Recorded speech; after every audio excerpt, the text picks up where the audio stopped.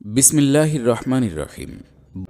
বইয়ের নাম ইসলামী রাষ্ট্র কিভাবে প্রতিষ্ঠিত হয়। আব্দুস শহীদ নাসিম অনুদিত।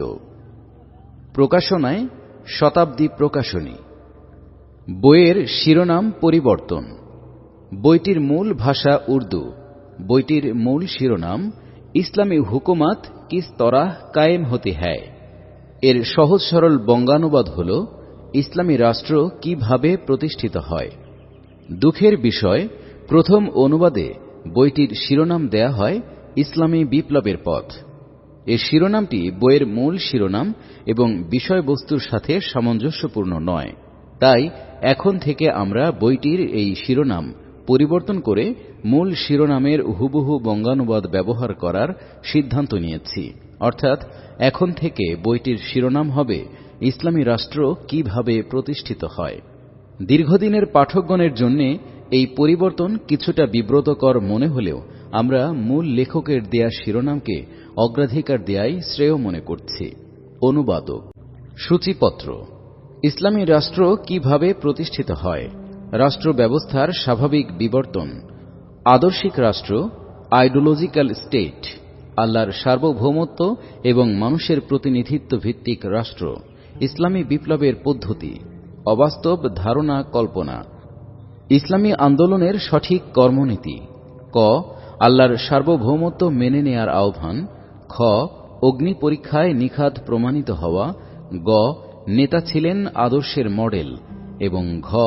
আদর্শের কার্যকর স্বাভাবিক বিপ্লব। সংযোজন। গণতান্ত্রিক রাষ্ট্রে ক্ষমতা তো সেই সব লোকদের হাতেই আসবে যারা ভোটারদের সমর্থন লাভ করতে সক্ষম হবে। ভোটারদের মধ্যে যদি ইসলামী চিন্তা ও মানসিকতাই সৃষ্টি না হয়, যথার্থ ইসলামী নৈতিক চরিত্র গঠনের আগ্রহই যদি তাদের না থাকে এবং ইসলামের সেই সুবিচারপূর্ণ অলঙ্ঘনীয় মূলনীতিসমূহ তারা মেনে চলতে প্রস্তুত না হয়, যেগুলোর ভিত্তিতে ইসলামী রাষ্ট্র পরিচালিত হবে, তবে তাদের ভোটে কখনো খাঁটি মুসলমান নির্বাচিত হয়ে পার্লামেন্টে আসতে পারবে না। এ কাজের জন্য এমন একদল দুঃসাহসী যুবকের প্রয়োজন যারা সত্যের প্রতি ঈমান এনে তার উপর পাহাড়ের মতো অটল হয়ে থাকবে। অন্য কোনো দিকে তাদের দৃষ্টি নিবদ্ধ হবে না। পৃথিবীতে যাই ঘটুক না কেন, তারা নিজেদের লক্ষ্য উদ্দেশ্যের পথ থেকে 1 ইঞ্চিও বিচ্যুত হবে না। পৃষ্ঠা 7। ইসলামী রাষ্ট্র কিভাবে প্রতিষ্ঠিত হয়। স্বাভাবিক নিয়মে একটি ইসলামী রাষ্ট্র প্রতিষ্ঠিত হবার কর্মপন্থা আমি সুস্পষ্টভাবে এ প্রবন্ধে তুলে ধরতে চাই। আমি দেখতে পাচ্ছি বর্তমানে ইসলামী রাষ্ট্রের নাম শিশুদের খেলনায় পরিণত হয়েছে। বিভিন্ন পন্থা ও শ্রেণীর লোকেরা ইসলামী রাষ্ট্রের ধারণা ও তা প্রতিষ্ঠার খেয়াল ব্যক্ত করছেন, কিন্তু এই লক্ষ্যে উপনীত হবার জন্য এমন সব অদ্ভুত পথ ও পন্থার প্রস্তাব তারা করছেন, যেসব পথ ও পন্থায় এই লক্ষ্যে উপনীত হওয়া সেরকমই অসম্ভব মোটর গাড়িতে করে আমেরিকায় পৌঁছা যেমন অসম্ভব। এরকম অসার কল্পনা তথা লুজ থিঙ্কিং করার কারণ হল কোনো না কোনো ঐতিহাসিক ও রাজনৈতিক কারণে তাদের অন্তরে এমন একটি রাষ্ট্র প্রতিষ্ঠার খায়েশ পয়দা হয়ে গেছে যার নাম হবে ইসলামী রাষ্ট্র। কিন্তু এই রাষ্ট্রটির ধরন ও বৈশিষ্ট্য কি হবে, নিরেট বৈজ্ঞানিক তথা সায়েন্টিফিক পন্থায় তারা তা জানার চেষ্টা করেনি। আর এমন একটি রাষ্ট্র প্রতিষ্ঠিতই বা হয় কোন পন্থায়, তাও জানবার কোশেশ তারা করেনি। এমতাবস্থায় বিষয়টিকে বৈজ্ঞানিক পন্থায় ভালোভাবে বিশ্লেষণ করার প্রয়োজন অনুভব করছি। রাষ্ট্র ব্যবস্থার স্বাভাবিক বিবর্তন। যে কোনো ধরনের রাষ্ট্র ব্যবস্থাই যে কৃত্রিম পন্থায় প্রতিষ্ঠিত হতে পারে না, সমাজবিজ্ঞান সম্পর্কে কিছুমাত্র জ্ঞান রাখেন এমন সবাই তা জানেন। রাষ্ট্র ব্যবস্থা এক জায়গা থেকে তৈরি করে এনে অন্য জায়গায় স্থাপন করার মতো কোনো বস্তু নয়।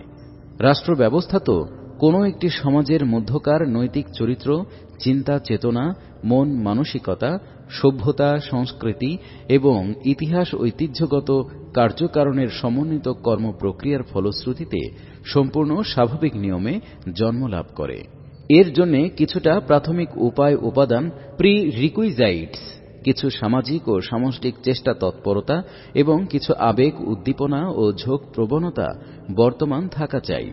যেগুলোর সমন্বিত চাপের মুখে স্বাভাবিক পন্থায় রাষ্ট্র ব্যবস্থা অস্তিত্ব লাভ করে থাকে। পৃষ্ঠা ৮।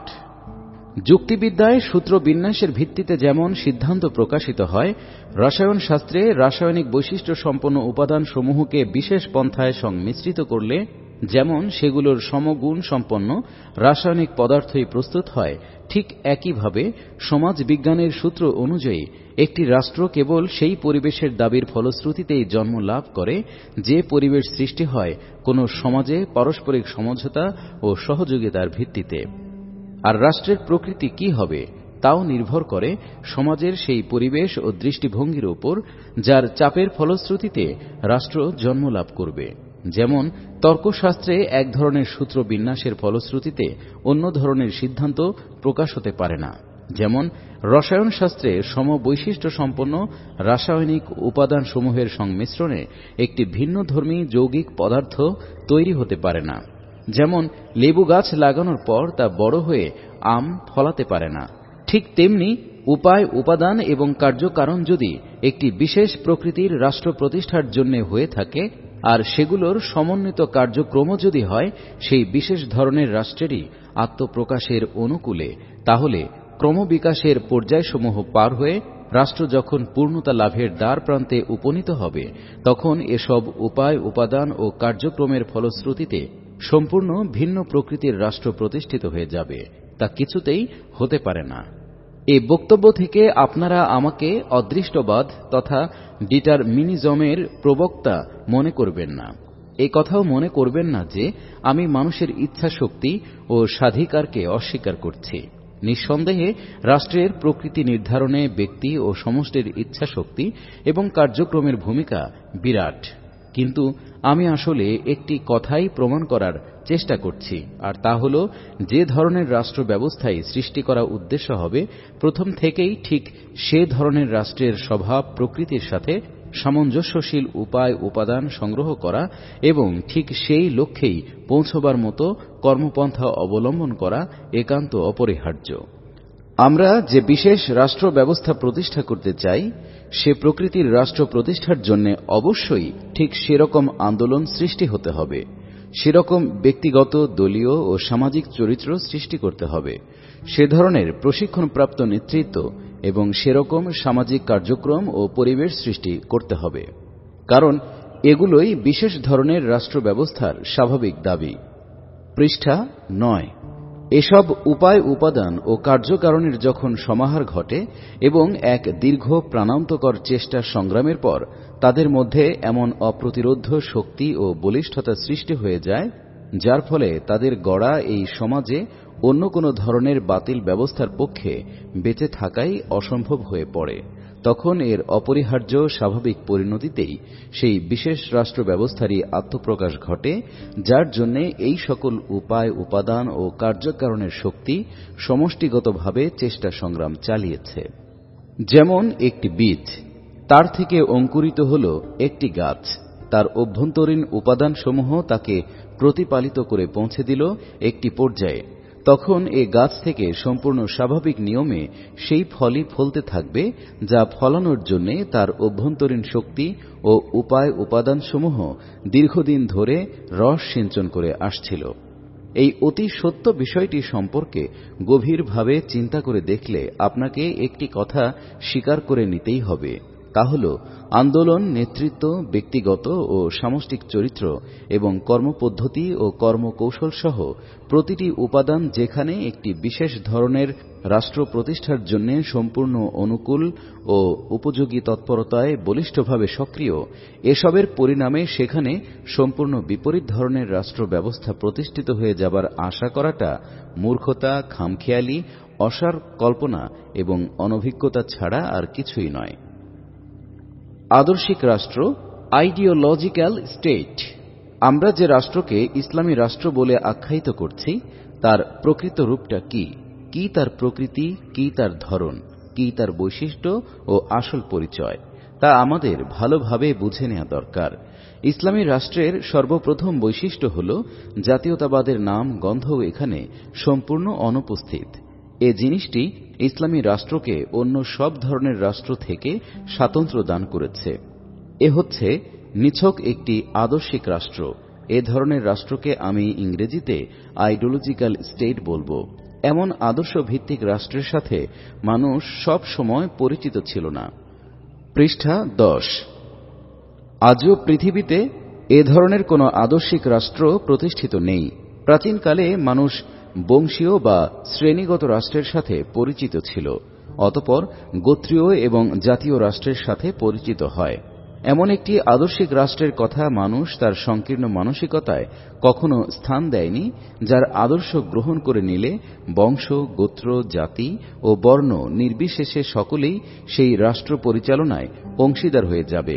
খ্রিস্টবাদ এর একটি অস্পষ্ট নকশা লাভ করেছিল, কিন্তু সেই পূর্ণাঙ্গ চিন্তা কাঠামো তারা লাভ করেনি যার ভিত্তিতে একটি রাষ্ট্র প্রতিষ্ঠিত হতে পারে। ফরাসি বিপ্লবে আদর্শিক রাষ্ট্রের একটি ক্ষীণ রশ্মি মানুষ প্রত্যক্ষ করেছিল বটে, কিন্তু তা অচিরেই সংকীর্ণ জাতীয়তাবাদের অন্ধ গহ্বরে তলিয়ে যায়। পাদটীকা 1। মনে রাখা দরকার, এটা 1940 সালের কথা। অনুবাদক। এ বিপ্লবের ভিত্তি ছিল ঘৃণা এবং বিদ্বেষের উপর। তাই শুরু থেকেই নিজ জাতির লোকদের উপর চরম অত্যাচার নির্যাতন চালানো হয় এবং এত নির্মম গণহত্যা চালানো হয় যা চেঙ্গিস এবং হালাকু খানের বর্বরতাকেও ম্লান করে দেয়। অতঃপর সে বিপ্লব জাতীয়তাবাদের দিকে মোড় নেয়। গ্রন্থকার। কমিউনিজম আদর্শিক রাষ্ট্রের ধারণা বিশেষভাবে প্রচার করে, এমনকি এ মতবাদের ভিত্তিতে একটি রাষ্ট্রের বুনিয়াদ স্থাপনেরও কোশেশ করে।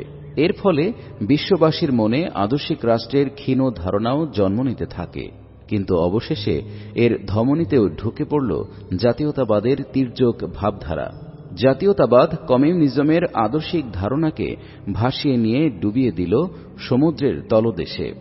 পৃথিবীর প্রথম থেকে আজ পর্যন্ত একমাত্র ইসলামই হচ্ছে সেই আদর্শ নীতি যা জাতীয়তাবাদের যাবতীয় সংকীর্ণ ভাবধারা থেকে মুক্ত করে রাষ্ট্র ব্যবস্থাকে নিরেট আদর্শিক বুনিয়াদের উপর প্রতিষ্ঠা করতে সক্ষম। আর একমাত্র ইসলামই হচ্ছে সেই মহান আদর্শ যা গোটা মানব জাতিকে তার এ আদর্শ গ্রহণ করে অজাতীয়তাবাদী বিশ্বজনীন রাষ্ট্র গঠনের আহ্বান জানায়। বর্তমান বিশ্বে যেহেতু এমন একটি রাষ্ট্রের ধারণা অপরিচিত এবং যেহেতু বিশ্বের সবগুলো রাষ্ট্র ব্যবস্থার অবস্থা এ ধারণার সম্পূর্ণ বিপরীত, তাই কেবল অমুসলিমরাই নয়, স্বয়ং মুসলমানরা পর্যন্ত এমন একটি রাষ্ট্র এবং এর অন্তর্নিহিত ভাবধারা ইমপ্লিকেশনস অনুধাবন করতে অক্ষম হয়ে পড়েছে। যারা মুসলমানের ঘরে জন্ম নিয়েছে বটে, কিন্তু সমাজ ব্যবস্থার ধারণা গ্রহণ করেছে পুরোপুরিভাবে ইউরোপীয় ইতিহাস, রাজনীতি ও সমাজবিজ্ঞান সোশ্যাল সায়েন্স থেকে। তাদের মন মস্তিষ্কে এ ধরনের আদর্শ ভিত্তিক রাষ্ট্রের ধারণা কিছুতেই স্থান পায় না। পৃষ্ঠা 11। উপমহাদেশের বাইরেও মুসলিম সংখ্যাগরিষ্ঠ যেসব দেশ স্বাধীন হয়েছে সেসব দেশেও এ ধরনের লোকদের হাতেই রাষ্ট্রীয় কর্তৃত্ব এসেছে।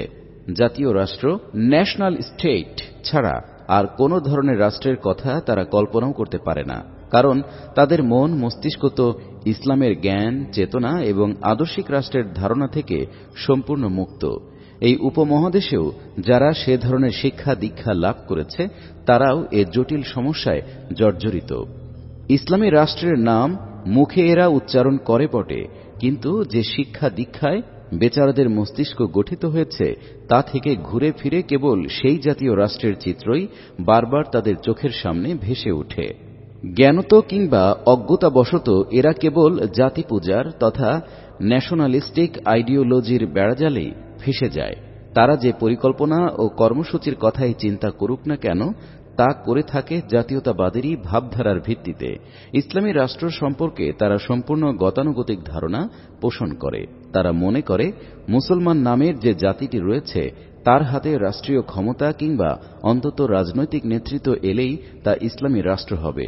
আর এই উদ্দেশ্য হাসিলের জন্য তারা যতই চিন্তা ভাবনা করে, অন্যান্য জাতির অবলম্বিত কর্মপন্থা ছাড়া নিজেদের সেই জাতিটির জন্য অন্য কোনো কর্মপন্থাই তাদের নজরে পড়ে না। এই ধারণাই তাদের মগজকে আচ্ছন্ন করে রেখেছে যে পৃথিবীর অন্যান্য জাতি যেসব উপায় উপাদানের সমন্বয়ে গঠিত হয়েছে তারাও ওসব উপায় উপাদানের সমন্বয়ে তাদের জাতিটিকে গঠন করবে। তাদের মধ্যে জাতীয়তাবাদী চেতনা জাগ্রত করে দেয়া হবে। পাদটীকা 2। 1940 সালে যখন এই বক্তৃতাটি উপস্থাপন করা হয় তখন এই উপমহাদেশের মুসলমানদেরকে নিছক একটি জাতি মনে করে তাদেরকে জাতীয়তাবাদের ভিত্তিতে সংগঠিত করার পরিণতি কারো বুঝে আসেনি বটে, কিন্তু 1971 সালে যখন ভাষাভিত্তিক জাতীয়তাবাদ মুসলমানকে বিভক্ত করে দিল এবং স্বয়ং মুসলমানের হাতে মুসলমানের ইতিহাসের নজিরবিহীন গণহত্যা অনুষ্ঠিত হল, তখন বিষয়টি সকলের কাছে দিবালোকের মতো স্পষ্ট হয়ে গেল। অতঃপর 1972 সালে বিশ্ববাসী সিন্ধুর ভাষাভিত্তিক জাতীয়তাবাদী আন্দোলনের চেহারাও দেখে নিল। এই আন্দোলনের দাবি ছিল সিন্ধুভাষী সকল মুসলমান অমুসলমান এক জাতি, আর সেখানকার যেসব মুসলমান সিন্ধুভাষী নয় তারা ভিন্ন জাতি এবং তাদের সিন্ধুতে থাকার অধিকার নেই। গ্রন্থকার। পৃষ্ঠা 12। তাদের মধ্যে কেন্দ্রীয় নেতৃত্ব সৃষ্টি করা হবে, জাতীয় গার্ড বাহিনী সংগঠিত করা হবে, গঠন করা হবে জাতীয় মিলিশিয়া বাহিনী। যেখানে তারা সংখ্যাগরিষ্ঠ হবে সেখানে গণতন্ত্রের স্বীকৃত নীতি, সংখ্যাগরিষ্ঠের শাসন, মেজরিটি রুলের ভিত্তিতে তাদের জাতীয় রাষ্ট্র গঠিত হবে, আর যেখানে তারা সংখ্যালঘু সেখানে তাদের অধিকার সংরক্ষিত হবে। তারা মনে করে তাদের স্বাতন্ত্র্য ঠিক সেভাবে সংরক্ষিত হওয়া উচিত যেভাবে বিশ্বের অন্যান্য দেশে প্রতিটি সংখ্যালঘু জাতি তথা ন্যাশনাল মাইনরিটি নিজেদের স্বাতন্ত্র্য রক্ষা করতে চায়। তারা চায় শিক্ষা, চাকুরি এবং নির্বাচনী সংস্থাসমূহে নিজেদের কোটা নির্ধারিত হবে, নিজেদের প্রতিনিধি নিজেরা নির্বাচন করবে, একটি স্বতন্ত্র জাতি হিসেবে মন্ত্রিসভায় তাদের শরিক করানো হবে, ইত্যাদি ইত্যাদি। জাতীয়তাবাদী চিন্তা তাদের চিন্তা শক্তিকে গ্রাস করে রেখেছে। এসব জাতীয়তাবাদী চিন্তা প্রকাশ করার সময় তারা উম্মাহ, জামাত, মিল্লাত, আমির, ইতায়াত প্রভৃতি ইসলামী পরিভাষায় মুখে উচ্চারণ করে, কিন্তু এই শব্দগুলো তাদের কাছে জাতীয় ধর্মবাদের জন্য ব্যবহৃত শব্দাবলীরই সমার্থক। সৌভাগ্যবশত তারা এ শব্দগুলো পুরনো ভাণ্ডারে তৈরি করাই পেয়ে গেছে এবং এগুলো দিয়ে তাম্র মুদ্রার উপর স্বর্ণ মুদ্রার মোহর আঙ্কিত করার সুবিধে পাচ্ছে।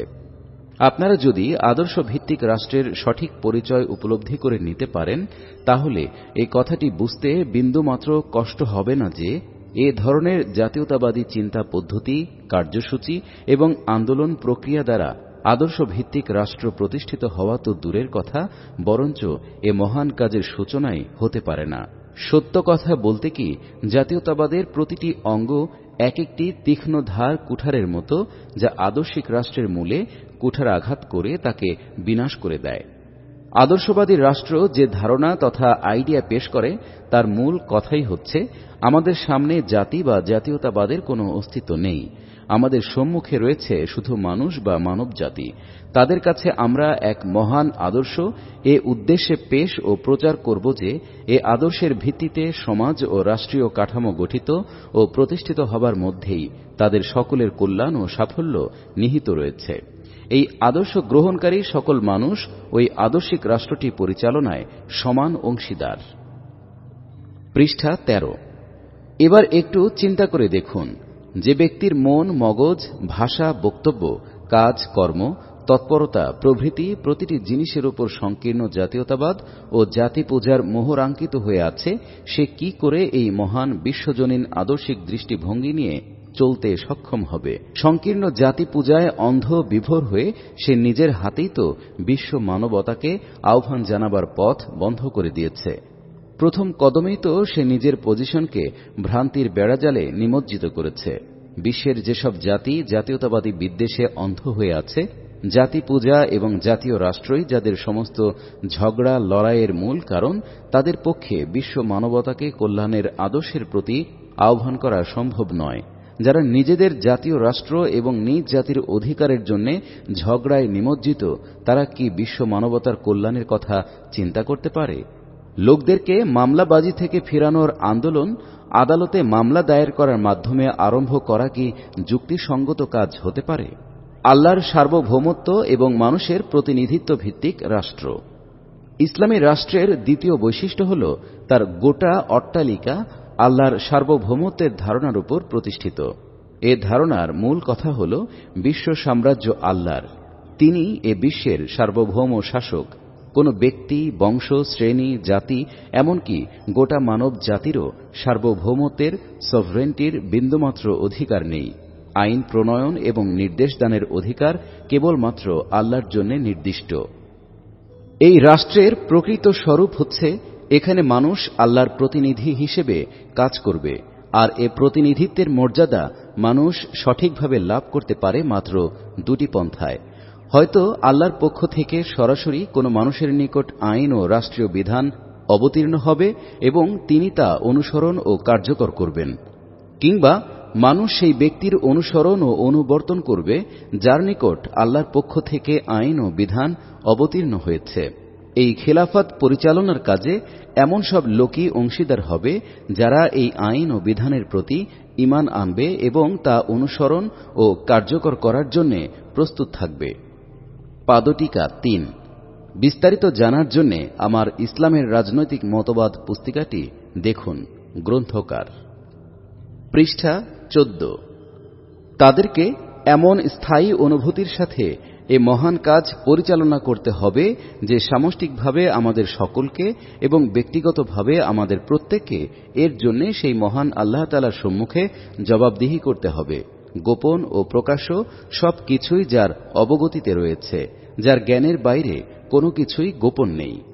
এই চিন্তা প্রতিটি মুহূর্ত তাদের এ অনুভূতিকে জাগ্রত রাখবে যে মানুষের উপর নিজেদের হুকুম ও কর্তৃত্ব চালানোর জন্য, জনগণকে নিজেদের গোলাম বানানোর জন্য, তাদেরকে নিজেদের সম্মুখে মাথা নত করতে বাধ্য করার জন্য, তাদের থেকে ট্যাক্স আদায় করে নিজেদের জন্য বিলাসবহুল অট্টালিকা নির্মাণ করার জন্য, আর স্বেচ্ছাচারী ক্ষমতা প্রয়োগ করে বিলাসিতা, আত্মপূজা এবং হঠকারিতার সামগ্রী পুঞ্জীভূত করার জন্য আমাদের উপর খিলাফতের এই মহান দায়িত্ব অর্পিত হয়নি, বরঞ্চ এই বিরাট দায়িত্ব আমাদের উপর এই জন্য অর্পিত হয়েছে যেন আল্লাহর বান্দাদের উপর তারই দেয়া ইনসাফ ভিত্তিক আইন ও বিধান কার্যকর করি এবং নিজেরা নিজেদের জীবনে তা পুরোপুরি অনুসরণ ও কার্যকর করি।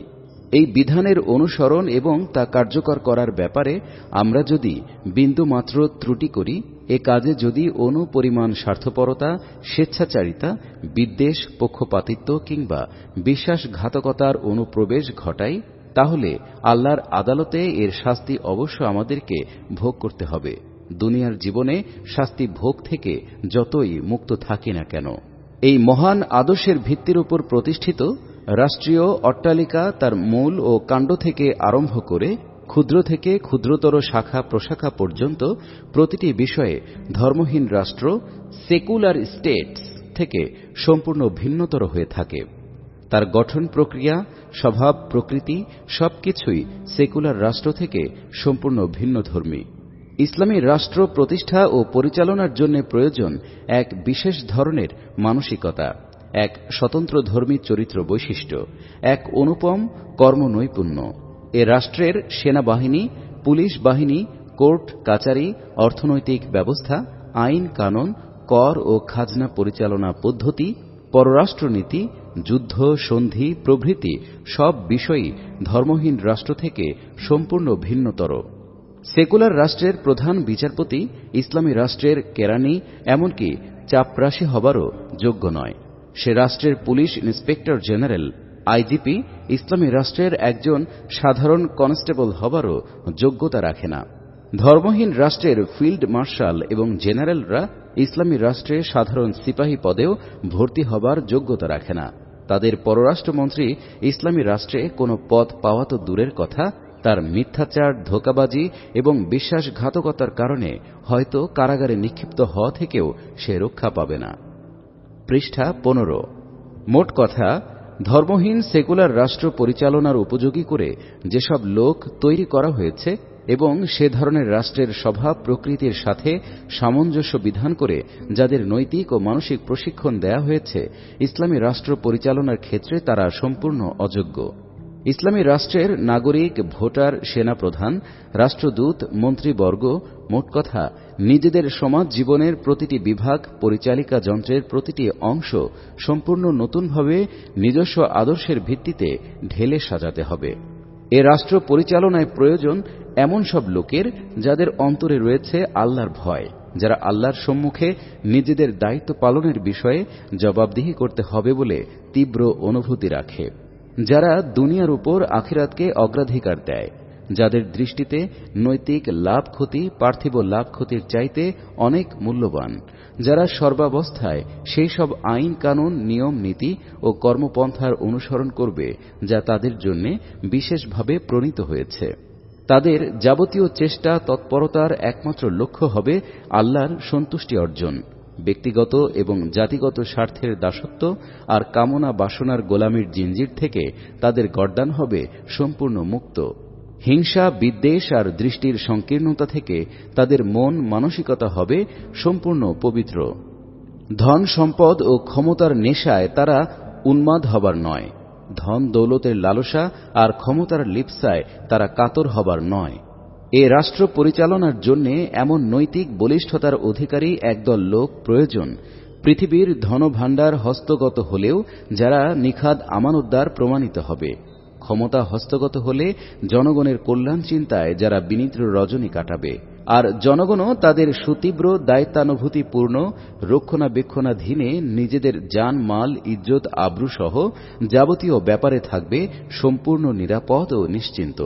ইসলামী রাষ্ট্র পরিচালনার জন্য প্রয়োজন এমন একদল লোকের যারা কোনো দেশে বিজয়ীর বেশে প্রবেশ করলে সেখানকার লোকেরা গণহত্যা, জনপদের ধ্বংসলীলা, জুলুম নির্যাতন, গুন্ডামি বদমাইশি এবং ব্যভিচারের ভয়ে ভীত সন্ত্রস্ত হবে না, বরঞ্চ বিজিত দেশের অধিবাসীরা এদের প্রতিটি সিপাহীকে পাবে তাদের জান মাল ইজ্জত আব্রু ও নারীদের সতীত্বের পূর্ণ হেফাজতকারী। পৃষ্ঠা 16। আন্তর্জাতিক রাজনীতিতে তারা এতটা সুখ্যাতি ও উচ্চ মর্যাদার অধিকারী হবে যে তাদের সততা, সত্যবাদিতা, ন্যায়পরায়ণতা, নৈতিক ও চারিত্রিক মূলনীতির অনুসরণ এবং প্রতিশ্রুতি ও চুক্তি পালনের ব্যাপারে গোটা বিশ্ব তাদের উপর আস্থাশীল হবে। এ ধরনের এবং কেবলমাত্র এ ধরনের লোকদের দ্বারাই ইসলামী রাষ্ট্র প্রতিষ্ঠিত হতে পারে। কেবলমাত্র এমন লোকেরাই ইসলামী হুকুমত পরিচালনা করতে সক্ষম।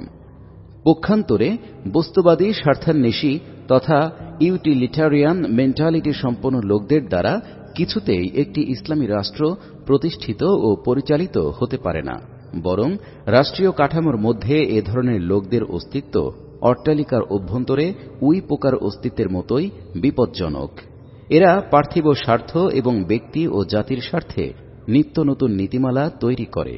এদের মগজে না আছে আল্লাহর ভয় না পরকালের, বরঞ্চ তাদের সমগ্র চেষ্টা তৎপরতার এবং নিত্য নতুন পলিসির মূল কথা হচ্ছে কেবলমাত্র পার্থিব লাভ লোকসানের ধান্দা। ইসলামী বিপ্লবের পদ্ধতি। এতক্ষণ ইসলামী রাষ্ট্রের যে রূপরেখা অঙ্কন করা হল তার পুরো চিত্র স্মরণ রেখে চিন্তা করে দেখুন এই লক্ষ্যে পৌঁছবার সত্যিকার কর্মপন্থা কি হতে পারে। আগেই বলেছি, কোন একটি সমাজের মধ্যকার নৈতিক চরিত্র, চিন্তা চেতনা, মন মানসিকতা, সভ্যতা সংস্কৃতি এবং ইতিহাস ঐতিহ্যগত কার্যকারণের সমন্বিত কর্মপ্রক্রিয়ার ফলস্বরূপ সম্পূর্ণ স্বাভাবিক নিয়মে ঠিক সে ধরনের একটি রাষ্ট্র অস্তিত্ব লাভ করে। একটি গাছ অঙ্কুরিত হওয়া থেকে আরম্ভ করে পূর্ণাঙ্গ গাছে পরিণত হওয়া পর্যন্ত যদি তা লেবু গাছ হিসেবে পরিগঠিত হয়ে থাকে, তবে ফল ফলানোর সময় হঠাৎ করে সে গাছ কিছুতেই আম ফলাতে পারে না। ঠিক তেমনি ইসলামী রাষ্ট্রেরও অলৌকিকভাবে আবির্ভাব ঘটে না। ইসলামী রাষ্ট্র প্রতিষ্ঠিত হবার জন্য প্রথমে এমন একটি আন্দোলনের প্রয়োজন যার বুনিয়াদ নির্মিত হবে সেই জীবন দর্শন, সেই জীবনাদ্দেশ্য, সেই নৈতিক মানদণ্ড এবং সেই চারিত্রিক আদর্শের উপর যা হবে ইসলামের প্রাণশক্তির সাথে সম্পূর্ণ সামঞ্জস্যশীল। কেবল সেসব লোকেরাই ওই আন্দোলনের নেতা ও কর্মী হবার যোগ্যতা রাখবে যারা মানবতার এ বিশেষ ছাঁচে ঢেলে নিজেদেরকে গড়ে তুলতে প্রস্তুত হবে, সেই সাথে যারা সমাজে অনুরূপ মন মানসিকতা ও নৈতিক প্রাণশক্তি প্রচারের জন্য প্রাণান্তকর চেষ্টা সাধনা চালিয়ে যাবে। পৃষ্ঠা 17।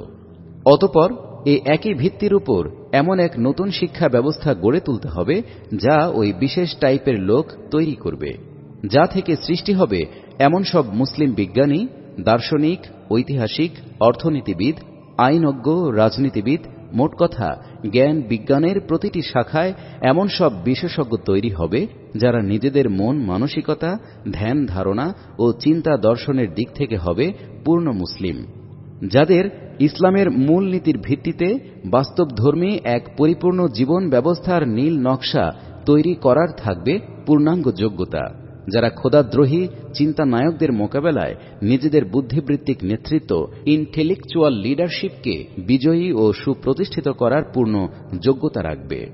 পাদটিকা 4। বিস্তারিত জানার জন্য আমার লেখা নয়া নিজামে তামিল শিক্ষা ব্যবস্থা ইসলামী দৃষ্টিকোণ পুস্তিকা দ্রষ্টব্য, গ্রন্থকার। এই চিন্তা ও বুদ্ধিবৃত্তিক প্রেক্ষাপটের ভিত্তিতেই ইসলামী আন্দোলনকে সমাজের বুকে ছড়িয়ে থাকা ভ্রান্ত জীবন ব্যবস্থার বিরুদ্ধে সংগ্রাম চালিয়ে যেতে হবে। এই সংগ্রামে আন্দোলনের নেতৃবৃন্দকে বিপদ মুসিবত ও অত্যাচার নির্যাতন সহ্য করে, ত্যাগ ও কুরবানির নজরানা পেশ করে, মার খেয়ে খেয়ে এবং জীবন দিয়ে দিয়ে নিজেদের ঐকান্তিক নিষ্ঠা ও মজবুত সংকল্পের প্রমাণ পেশ করতে হবে। পরীক্ষার চুল্লিতে দগ্ধ হয়ে তাদের খাঁটি সোনায় পরিণত হতে হবে, যেন যে কোনো লোক তাদের নিখাত খাঁটি তথা ফাইনেস্ট স্ট্যান্ডার্ড সোনাই দেখতে পায়। সংগ্রামের ময়দানে যে আদর্শের পতাকাবাহী হিসেবে তারা অবতীর্ণ হয়েছে, তাদের প্রতিটি কথা ও কাজে সে আদর্শ প্রতিফলিত হতে হবে। তাদের প্রতিটি কথা দ্বারা যেন দুনিয়ার সামনে একথা দিবালোকের মতো স্পষ্ট হয়ে যায় যে এমন নিষ্কলুষ নিঃস্বার্থ সত্যবাদী পূত চরিত্র ত্যাগী নীতিবান ও খোদাভীরু লোকেরা মানবতার কল্যাণের জন্য যে আদর্শিক রাষ্ট্র প্রতিষ্ঠার আহ্বান জানাচ্ছে, তাতে অবশ্যই মানুষের জন্য সুবিচার, শান্তি ও কল্যাণ নিহিত রয়েছে। এ ধরনের চেষ্টা সংগ্রামের মাধ্যমে সমাজের এমন সব লোকই ধীরে ধীরে এই আন্দোলনে শরিক হয়ে যাবে যাদের প্রকৃতিতে সত্য ও সততার কিছু না কিছু উপাদান বিদ্যমান রয়েছে। এর মোকাবেলায় হীন চরিত্র ও নিকৃষ্ট পথের অনুসারীদের প্রভাব ধীরে ধীরে সমাজ থেকে বিলীন হয়ে যেতে থাকবে। পৃষ্ঠা 18। জনগণের চিন্তা চেতনায় সৃষ্টি হবে এক প্রচণ্ড বিপ্লব। সমাজ জীবনে উত্থিত হবে সেই বিশেষ রাষ্ট্র ব্যবস্থার তীব্র দাবি। তখন এই পরিবর্তিত মানসিকতার সমাজে অপর কোনো রাষ্ট্র ব্যবস্থা চালু থাকার পথ হয়ে যাবে সম্পূর্ণ রুদ্ধ। অবশেষে এক অবশ্যম্ভাবী ও স্বাভাবিক পরিণতির ফলে সেই কাঙ্ক্ষিত রাষ্ট্র ব্যবস্থা প্রতিষ্ঠিত হয়ে যাবে, যার জন্য দীর্ঘদিন থেকে জমিনকে তৈরি করা হয়েছে। এভাবে সেই রাষ্ট্র প্রতিষ্ঠিত হবার সাথে সাথে পূর্বোল্লিখিত শিক্ষা ব্যবস্থার বদৌলতে তা পরিচালনার জন্য একেবারে নিম্ন শ্রেণীর কর্মচারী থেকে নিয়ে মন্ত্রী ও গভর্নর পর্যায় পর্যন্ত সকল শ্রেণীর কর্মচারী ও কর্মকর্তা সেখানে মজুদ পাওয়া যাবে। এ হল সেই বিপ্লবের চিত্র ও সেই রাষ্ট্র প্রতিষ্ঠার স্বাভাবিক পদ্ধতি, যাকে ইসলামী বিপ্লব ও ইসলামী রাষ্ট্র বলা হয়। পৃথিবীর সব বিপ্লবের ইতিহাস আপনাদের সামনে রয়েছে। এ কথা আপনাদের অজানা থাকার কথা নয় যে একটি বিশেষ ধরনের বিপ্লব, ঠিক সেই ধরনের আন্দোলন, অনুরূপ নেতৃত্ব ও কর্মী বাহিনী, অনুরূপ সামষ্টিক ও সামাজিক চেতনা এবং অনুরূপ সাংস্কৃতিক ও নৈতিক পরিবেশই দাবি করে। ফরাসি বিপ্লবের জন্য সেই বিশেষ ধরনের নৈতিক ও মানসিক ভিত রচনারই প্রয়োজন ছিল, যা তৈরি করেছিলেন রুশো, ভল্টেয়ার ও মন্টেস্কোর মতো দার্শনিক। কার্ল মার্কসের দর্শন এবং লেনিন ও ট্রটস্কির নেতৃত্ব আর হাজার হাজার সমাজতান্ত্রিক কর্মীর ত্যাগের বদৌলতেই রুশ বিপ্লব সম্ভব হয়েছিল, যারা নিজেদের জীবনকে সমাজতন্ত্রের ছাঁচে ঢেলে গঠন করেছিল। জার্মানির জাতীয় সমাজতন্ত্রের পক্ষে সেই বিশেষ নৈতিক, মনস্তাত্ত্বিক ও সাংস্কৃতিক মাটিতেই শিকড় গাড়া সম্ভব হয়েছিল, যা সৃষ্টি করেছিল হেগেল, ফিস্টে, গেটে এবং নিটশের মতো অসংখ্য চিন্তাবিদদের দর্শন ও মতাদর্শ আর হিটলারের দুর্ধর্ষ নেতৃত্ব। ঠিক তেমনি ইসলামী বিপ্লবও কেবল তখনই সংঘটিত হতে পারবে যখন কুরআনী দর্শন ও মুহাম্মদ রাসূলুল্লাহ সাল্লাল্লাহু আলাইহি ওয়াসাল্লামের আদর্শের ভিত্তিতে একটি প্রচণ্ড গণ আন্দোলন উত্থিত হবে এবং সামাজিক জীবনের মানসিক, নৈতিক, মনস্তাত্ত্বিক ও সাংস্কৃতিক ভিত্তিসমূহকে সংগ্রামের প্রচণ্ডতায় আমূল পরিবর্তিত করে দেয়া সম্ভব হবে। পৃষ্ঠা 19। এ কথা অন্তত আমার বুঝে আসে না যে কোনো জাতিপূজা ধরনের আন্দোলন দ্বারা কি করে ইসলামী বিপ্লব সংগঠিত হতে পারে, কারণ এর পটভূমিতে তো রয়েছে সেই ত্রুটিপূর্ণ শিক্ষা ব্যবস্থা যা বর্তমানে আমাদের দেশে চালু রয়েছে। আর এই শিক্ষা ব্যবস্থার ভিত্তি তো সুবিধাবাদী নৈতিকতা, ইউটিলিটারিয়ান মোরালস এবং প্রয়োগবাদী প্র্যাগম্যাটিজম মানসিকতার উপর প্রতিষ্ঠিত। সাবেক ফরাসি প্রধানমন্ত্রী মোশিয়ে রেনোর মতো অলৌকিক পন্থায় আমি বিশ্বাস করি না। আমি এই নীতিতে বিশ্বাসী যে চেষ্টা সংগ্রাম যেমন হবে, ফলও ঠিক সেরকমই হবে। পাদটিকা 5। ফ্রান্স দ্বিতীয় বিশ্বযুদ্ধে পরাজিত হবার কয়েকদিন পূর্বে মোশিয়ে রেনো বেতার ভাষণে বলেছিলেন, এখন কেবল অলৌকিকতাই ফরাসিকে রক্ষা করতে পারে। আমি অলৌকিকতায় বিশ্বাসী। সে সময় মোশিয়ে রেনো ফরাসি প্রধানমন্ত্রী ছিলেন। অবাস্তব ধারণা কল্পনা। কিছু লোকের ধারণা মুসলমানরা সংগঠিত হলেই তাদের সব সমস্যার সমাধান হয়ে যাবে। তারা মনে করেন মুসলমানরা এক কেন্দ্রে, এক প্ল্যাটফর্মে এবং একক নেতৃত্বের অধীনে একত্রিত হয়ে গেলেই ইসলামী রাষ্ট্র কিংবা স্বাধীন ভারত, স্বাধীন ইসলাম এর উদ্দেশ্য হাসিল হয়ে যাবে। কিন্তু মূলত এটাও জাতি পূজা ধরনেরই প্রোগ্রাম। এভাবে ইসলামী রাষ্ট্র প্রতিষ্ঠার চিন্তা অবাস্তব কল্পনা ছাড়া আর কিছুই নয়। জাতীয়তাবাদী চিন্তাধারা দিয়ে ইসলামী রাষ্ট্র প্রতিষ্ঠিত হয় না। জাতি হিসেবে যারাই নিজেদের কর্তৃত্ব প্রতিষ্ঠা করতে চাইবে, নিঃসন্দেহে এ ধরনের প্রোগ্রামই তারা গ্রহণ করবে। চাই তারা হিন্দু জাতি হোক বা শিখ কিংবা জার্মান হোক বা ইতালীয়। আসলে জাতির প্রেমে নিমজ্জিত নেতা ঝোপ বুঝে কোপ মারতে পারদর্শী হয়ে থাকে। কর্তৃত্ব চালানো এবং দল পরিচালনার যোগ্যতা পুরো মাত্রায় তার মধ্যে বিদ্যমান থাকে। যে কোনো জাতির মস্তক উন্নত করার ব্যাপারে এ ধরনের নেতা খুবই উপযোগী হয়ে থাকে, চাই সে হিটলার হোক কিংবা মুসোলিনি। অনুরূপ হাজারো লাখো নওজোয়ান যদি এ ধরনের কোনো নেতার নেতৃত্বে সুশৃঙ্খলভাবে আন্দোলন করতে পারে, তবে বিশ্বের বুকে যে কোনো জাতির শির উন্নত হতে পারে। চাই তারা জাপানি জাতীয়তাবাদে বিশ্বাসী হোক কিংবা চৈনিক, তাতে কিছুই যায় আসে না। একইভাবে মুসলমান যদি একটি বংশগত কিংবা ঐতিহাসিক জাতির নাম হয়ে থাকে আর উদ্দেশ্য যদি হয়ে থাকে সেই জাতিটির উন্নতি সাধন, তবে তার বাস্তবসম্মত উপায় সেটাই যা প্রস্তাব করা হয়েছে। পৃষ্ঠা 20। এর ফলে একটি জাতীয় রাষ্ট্রও অর্জিত হতে পারে কিংবা কমপক্ষে দেশ শাসনে ভালো একটা অংশীদারিত্ব লাভ হতে পারে। কিন্তু ইসলামী বিপ্লব এবং ইসলামী রাষ্ট্র প্রতিষ্ঠার দিক থেকে এটাকে প্রথম পদক্ষেপও বলা যেতে পারে না, বরঞ্চ এ এক বিপরীত পদক্ষেপ। বর্তমানে মুসলমান নামে যে জাতিটি এদেশে বাস করছে, তাতে ভালো মন্দ সকল প্রকার লোকই বিদ্যমান রয়েছে।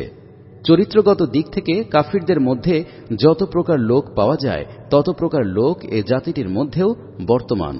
কোন কাফির জাতি আদালতে মিথ্যা সাক্ষ্য দেওয়ার জন্য যত লোক জোগাড় করতে পারবে, সম্ভবত এ জাতিটিও সে কাজের জন্য তত লোক একত্র করতে পারবে।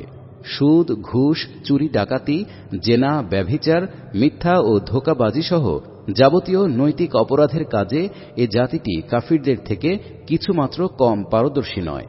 পেট ভর্তি করা এবং অর্থ উপার্জনের জন্য কাফিররা যত পথ অবলম্বন করে, এ জাতির লোকেরাও ঠিক তত পথই অবলম্বন করে। জেনে বুঝে নিজ মোয়াক্কেলকে জেতানোর জন্য একদল মুসলিম উকিল প্রকৃত সত্যকে চাপা দেবার সময় ঠিক ততটাই খোদার ভয়হীন হয়ে থাকে যতটা হয়ে থাকে একজন অমুসলিম আইনজীবী। একজন মুসলিম ধনশালী সম্পদের প্রাচুর্য দ্বারা এবং একজন মুসলিম শাসক ক্ষমতার দাপটে ঠিক সেসব কাজই করে যা করে থাকে অমুসলিম ধনী আর শাসকরা। যে জাতি নৈতিক দিক থেকে এতটা অধঃপতিত হয়েছে, তার সব ধরনের জগা খিচুড়ি চরিত্রের লোকদের একত্রিত ও সংগঠিত করে দিলেই কিংবা রাজনৈতিক প্রশিক্ষণের মাধ্যমে তাদেরকে শৃগালের মতো চাতুর্য শিখিয়ে অথবা সামরিক প্রশিক্ষণের মাধ্যমে নেকড়ের মতো হিংস্র করে গড়ে তোলার মাধ্যমে জঙ্গলের কর্তৃত্ব লাভ করা হয়তো সহজ হতে পারে। কিন্তু আমার কিছুতেই বুঝে আসে না তাদের দ্বারা আল্লাহর কালেমাকে বিজয়ী করার কাজ কিভাবে সম্ভব হতে পারে। এমতাবস্থায় কে তাদের নৈতিক শ্রেষ্ঠত্বের স্বীকৃতি দেবে? কে হবে তাদের সম্মুখে শ্রদ্ধাবনত? তাদের দেখে কার অন্তর হবে ইসলামের জন্য আবেগ আপ্লুত? তাদের পবিত্র জীবনধারার মাধ্যমে ইয়াদখুলুনা ফি দীনিল্লাহি আফওয়াজা এর মনোমুগ্ধকর দৃশ্য কিভাবে দেখানো যেতে পারে? কোথায় স্বীকৃতি পাবে তাদের আধ্যাত্মিক নেতৃত্ব?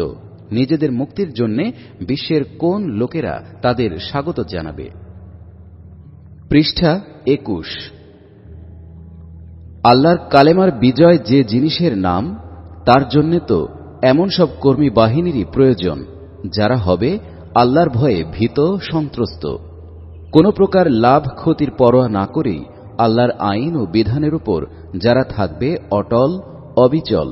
মূলত আল্লাহর দ্বীন প্রতিষ্ঠার জন্য এরকম একদল লোকেরই প্রয়োজন, চাই তারা বংশগত মুসলমানদের মধ্য থেকেই এগিয়ে আসুক কিংবা আসুক অপর কোনো জাতি থেকে, তাতে কিছুই যায় আসে না। আমাদের জাতির উপরে বর্ণিত ধরনের 25-50 লাখ লোকের মেলা অপেক্ষা এরকম 10 জন মর্দে মুমিন আল্লাহর দ্বীনকে বিজয়ী করার কাজে অধিকতর মূল্যবান। সেরকম বিপুল তাম্র মুদ্রার ভাণ্ডার ইসলামের কোনো কাজে আসবে না, যেগুলোর উপর স্বর্ণমুদ্রার মোহর অঙ্কিত করা হয়েছে। মুদ্রার এইসব বহিরাঙ্কন দেখার আগে ইসলাম জানতে চায় এগুলোর অভ্যন্তরেও সত্যি সোনা আছে কি। জাল স্বর্ণমুদ্রার বিরাট স্তূপ অপেক্ষা আল্লাহর দ্বীনের কাজে একটি খাঁটি স্বর্ণমুদ্রাও অধিকতর মূল্যবান। এছাড়া আল্লাহর দ্বীনকে বিজয়ী করার আন্দোলনের জন্য প্রয়োজন এমন নেতৃত্ব যারা সেসব নীতিমালা থেকে 1 ইঞ্চিও বিচ্যুত হতে প্রস্তুত নয়, যেগুলো প্রতিষ্ঠার জন্য ইসলামের আবির্ভাব ঘটেছে। এই আদর্শিক দৃঢ়তার ফলে সকল মুসলমানকে যদি না খেয়েও মরতে হয়, এমনকি তাদেরকে যদি হত্যাও করা হয়, তবু তাদের নেতৃবৃন্দ বিন্দুমাত্র বিচ্যুতি বরদাস্ত করতে প্রস্তুত হবে না।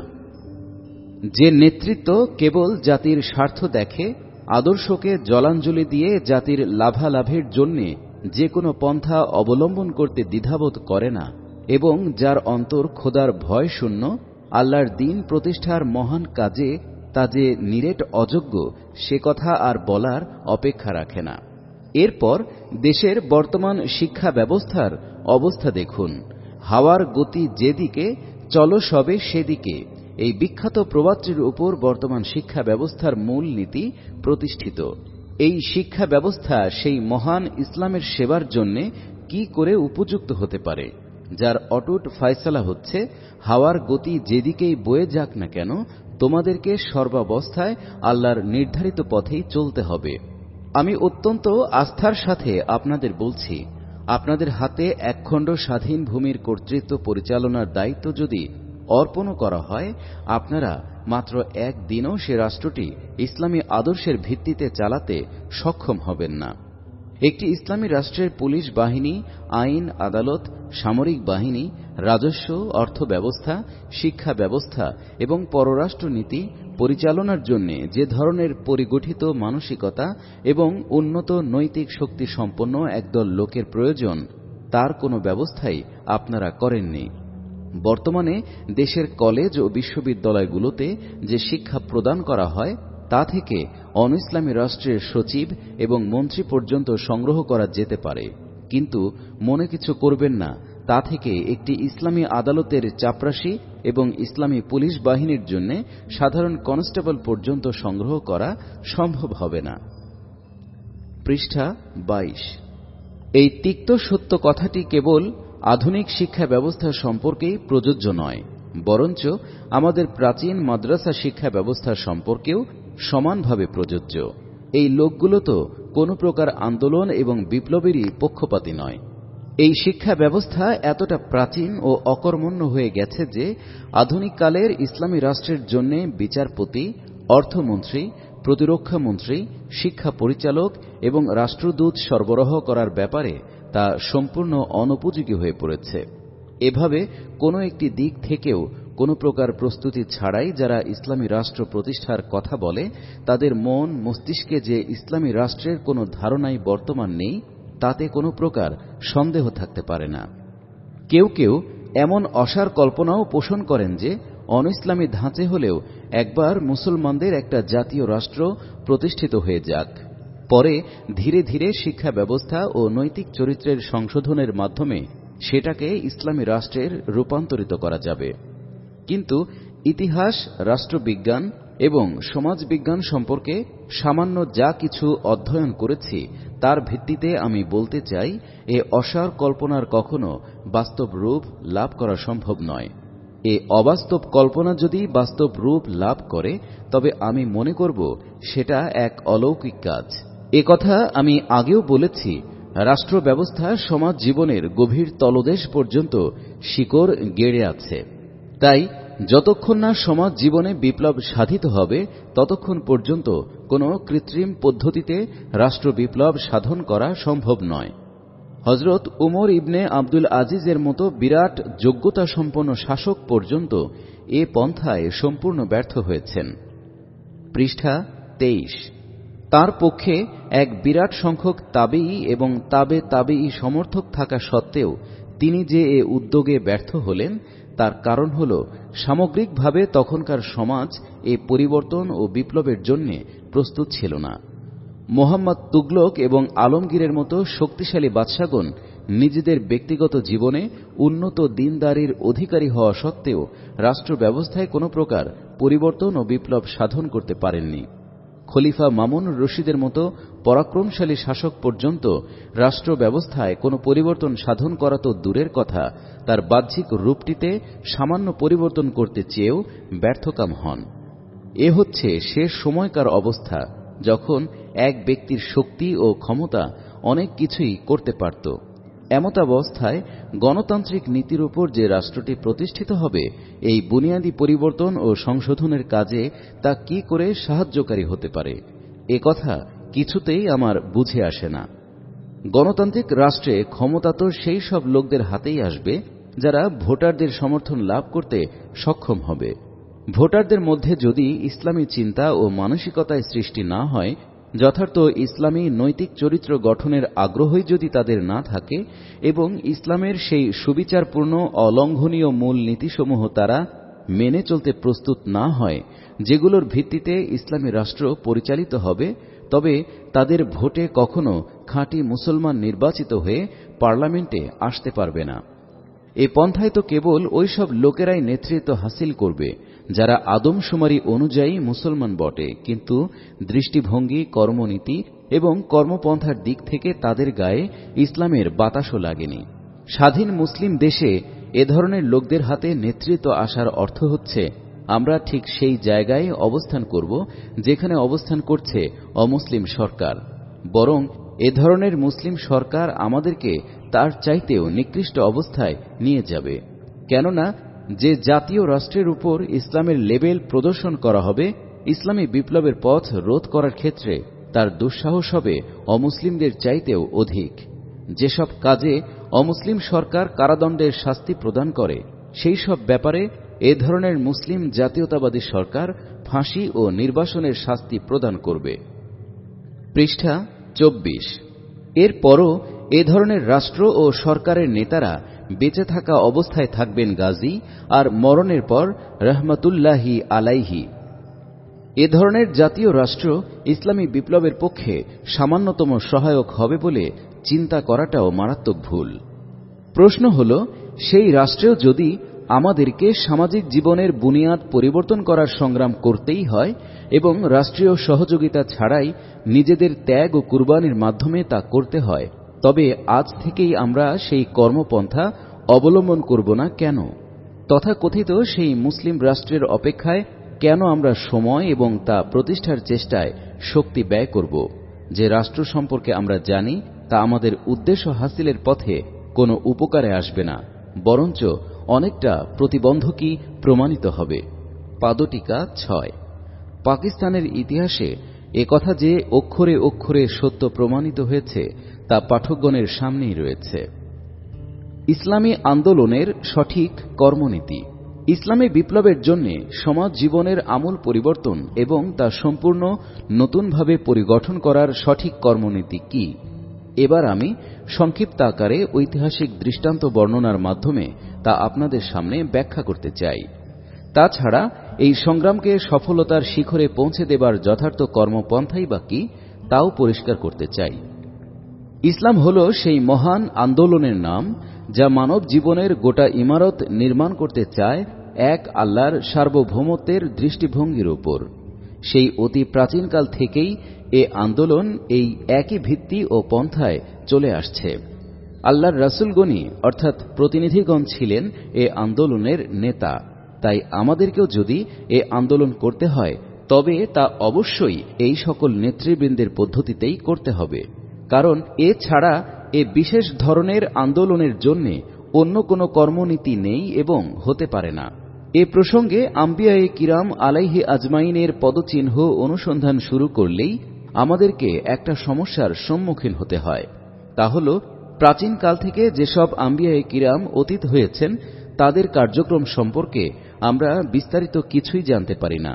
কুরআনের সংক্ষিপ্ত ইশারা ইঙ্গিত থেকে তাদের কার্যক্রম সম্পর্কে সামান্য ধারণা লাভ করা যায় বটে, কিন্তু তা থেকে পূর্ণাঙ্গ স্কিম তৈরি করা যেতে পারে না। পৃষ্ঠা 25।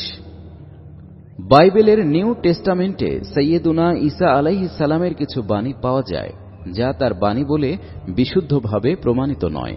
তা থেকে ইসলামী আন্দোলনের সূচনাকাল সম্পর্কে কিছুটা ইঙ্গিত পাওয়া যায়। জানা যায় একেবারে প্রারম্ভিক অধ্যায়ে এ আন্দোলন কিভাবে পরিচালনা করতে হয় এবং কি কি সমস্যার সম্মুখীন তাকে হতে হয়, কিন্তু আন্দোলনের পরবর্তী অধ্যায়গুলো সম্পর্কে সেখানে কোনো ইঙ্গিত পাওয়া যায় না, কারণ সেসব অধ্যায় ঈসা আলাইহিস সালামের জীবনে আসেনি। পাদটিকা 7 ব্যাখ্যা। যেহেতু এ আন্দোলনের প্রাথমিক অধ্যায়কে বুঝার জন্য ঈসা আলাইহিস সালামের শিক্ষা ও প্রশিক্ষণ পদ্ধতিও উপকারী, তাই এ নিবন্ধের শেষে নিউ টেস্টামেন্টের মার্ক, মথি ও লুক থেকে কিছু উদ্ধৃতি সংযোজন করে দেয়া হল। গ্রন্থকার: এ ব্যাপারে আমরা কেবল এক জায়গা থেকেই পূর্ণাঙ্গ ও সুস্পষ্ট পথ নির্দেশনা পাই, তা হল মুহাম্মদুর রাসূলুল্লাহ সাল্লাল্লাহু আলাইহি ওয়াসাল্লামের জিন্দেগি। নিছক ভক্তি ও ভালোবাসার কারণেই আমরা তার দিকে প্রত্যাবর্তন করছি না, বরঞ্চ প্রকৃতপক্ষেই এ আন্দোলনের যাবতীয় চড়াই উতরাই ও বাধা বিপত্তির জগদ্দলে ভরা দীর্ঘ পথ কিভাবে পাড়ি দিতে হবে তা জানার জন্য তার দিকে প্রত্যাবর্তন করতে আমরা বাধ্য। ইসলামী আন্দোলনের সকল নেতার মধ্যে কেবলমাত্র মুহাম্মদ রাসূলুল্লাহ সাল্লাল্লাহু আলাইহি ওয়াসাল্লামই সেই একক নেতা যার জীবনে আমরা এ ইসলামী আন্দোলনের প্রারম্ভিক দাওয়াতি অধ্যায় থেকে নিয়ে ইসলামী রাষ্ট্র প্রতিষ্ঠা পর্যন্ত এবং রাষ্ট্র প্রতিষ্ঠার পর থেকে রাষ্ট্রের ধরন, শাসনতন্ত্র, অভ্যন্তরীণ ও পররাষ্ট্র বিষয়ক পলিসি এবং আইন শৃঙ্খলা ও প্রতিরক্ষা পর্যন্ত রাষ্ট্র পরিচালনার প্রতিটি অধ্যায় ও বিভাগ সম্পর্কে পূর্ণাঙ্গ ও সুপ্রমাণিত বিস্তারিত তথ্যাবলী পাই। সুতরাং আমি এই একমাত্র উৎসটি থেকেই যথাযথ কর্মনীতির একটি সংক্ষিপ্ত চিত্র আপনাদের সম্মুখে উপস্থাপন করছি। ক. আল্লাহর সার্বভৌমত্ব মেনে নেয়ার আহ্বান। আপনাদের জানা আছে, রাসূলুল্লাহ সাল্লাল্লাহু আলাইহি ওয়াসাল্লাম যখন ইসলাম প্রচার ও প্রতিষ্ঠার কাজে আদিষ্ট হন, তখন সারা বিশ্বে নৈতিক, সামাজিক, অর্থনৈতিক ও রাজনৈতিক অসংখ্য সমস্যার আশু সমাধান প্রয়োজন ছিল। তখন বর্তমান ছিল রোম ও পারস্য সাম্রাজ্যবাদ। শ্রেণী বৈষম্য চরম আকার ধারণ করেছিল। পৃষ্ঠা 26। অবৈধ অর্থনৈতিক ফায়দা, ইকোনমিক এক্সপ্লয়টেশন প্রতিযোগিতা চলছিল, আর সমাজের রন্ধ্রে রন্ধ্রে বিস্তার লাভ করেছিল নৈতিক অপরাধের জাল। স্বয়ং নবী করিম সাল্লাল্লাহু আলাইহি ওয়াসাল্লামের স্বদেশে ছিল অসংখ্য জটিল সমস্যা। এসব জটিল সমস্যার সমাধানের জন্য দেশ ছিল একজন সুযোগ্য লিডারের অপেক্ষায় উদ্গ্রীব। তার গোটা দেশ ও জাতি ছিল অজ্ঞতা, নৈতিক অধঃপতন, দারিদ্র্য ও দীনতা এবং ব্যভিচার ও পারস্পরিক কলহ বিবাদে চরমভাবে নিমজ্জিত। কুয়েত থেকে ইয়েমেন পর্যন্ত পূর্ব ও দক্ষিণের গোটা উপসাগরীয় এলাকা এবং উর্বর শস্যশ্যামল ইরাক প্রদেশ পারস্যের সাম্রাজ্যবাদী শক্তি রেখেছিল জবরদখল করে। উত্তর দিকে রোমের শাসকরা হিজাজের সীমানা পর্যন্ত বিস্তার করে রেখেছিল তাদের সাম্রাজ্যবাদী থাবা। ইহুদি পুঁজিপতিরা স্বয়ং হিজাজের অর্থনীতিকেই করছিল নিয়ন্ত্রণ। গোটা আরবের লোকদের তারা আবদ্ধ করে রেখেছিল চক্রবৃদ্ধি, সুদের অক্টোপাসে। তাদের শোষণ, নিপীড়ন পৌঁছে গিয়েছিল চরম সীমানায়। পশ্চিম উপকূলের সোজা অপর পাড়ে হাবশায় প্রতিষ্ঠিত ছিল খ্রিস্টান রাষ্ট্র। মাত্র কয়েক বছর পূর্বে এরাই আক্রমণ চালিয়েছিল মক্কায়। হিজাজ এবং ইয়েমেনের মধ্যবর্তী প্রদেশ নাজরানে বাস করত এই খ্রিস্টানদেরই স্বজাতির লোকেরা। তাছাড়া অর্থনৈতিক ও রাজনৈতিক দিক থেকে তারা ছিল জোটবদ্ধ। এমন এক শ্বাসরুদ্ধকর পরিবেশেই অবস্থান করছিল তখনকার আরব দেশ, নবীর স্বদেশ। কিন্তু আল্লাহ তাআলা মানুষের পথ প্রদর্শনের জন্য যে মহান নেতাকে নিযুক্ত করেন, তিনি গোটা বিশ্বের এমনকি স্বদেশের এত সব জটিল সমস্যার মধ্যে একটি সমস্যার প্রতিও মনোনিবেশ করেননি। সকল সমস্যা থেকে মুখ ফিরিয়ে তিনি কেবল একটি কথার দিকেই মানুষকে আহ্বান জানালেন, আনি ইবুদুল্লাহা ওয়াজতানিবুত তাগুত। হে মানুষ, তোমরা আল্লাহ ছাড়া আর সকল প্রভুত্ব শক্তিকে অস্বীকার করো, পরিত্যাগ করো এবং কেবলমাত্র আল্লাহর দাসত্ব ও আনুগত্য মেনে নাও। এর অর্থ এই নয় যে তার দৃষ্টিতে এই একটি ছাড়া অন্য সকল সমস্যার কোনো গুরুত্বই ছিল না, কিংবা সেগুলো কোনো গুরুত্ব পাবারই উপযুক্ত ছিল না। আপনারা জানেন, পরবর্তীকালে তিনি এ সবগুলো সমস্যার প্রতি পূর্ণ নজর দেন, একটি একটি করে সবগুলো সমস্যার সমাধান করেন।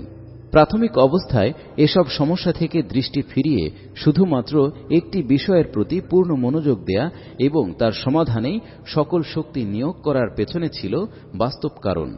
এর মধ্যেই নিহিত ছিল সকল সমস্যা সমাধানের চাবিকাঠি। পৃষ্ঠা ২৭।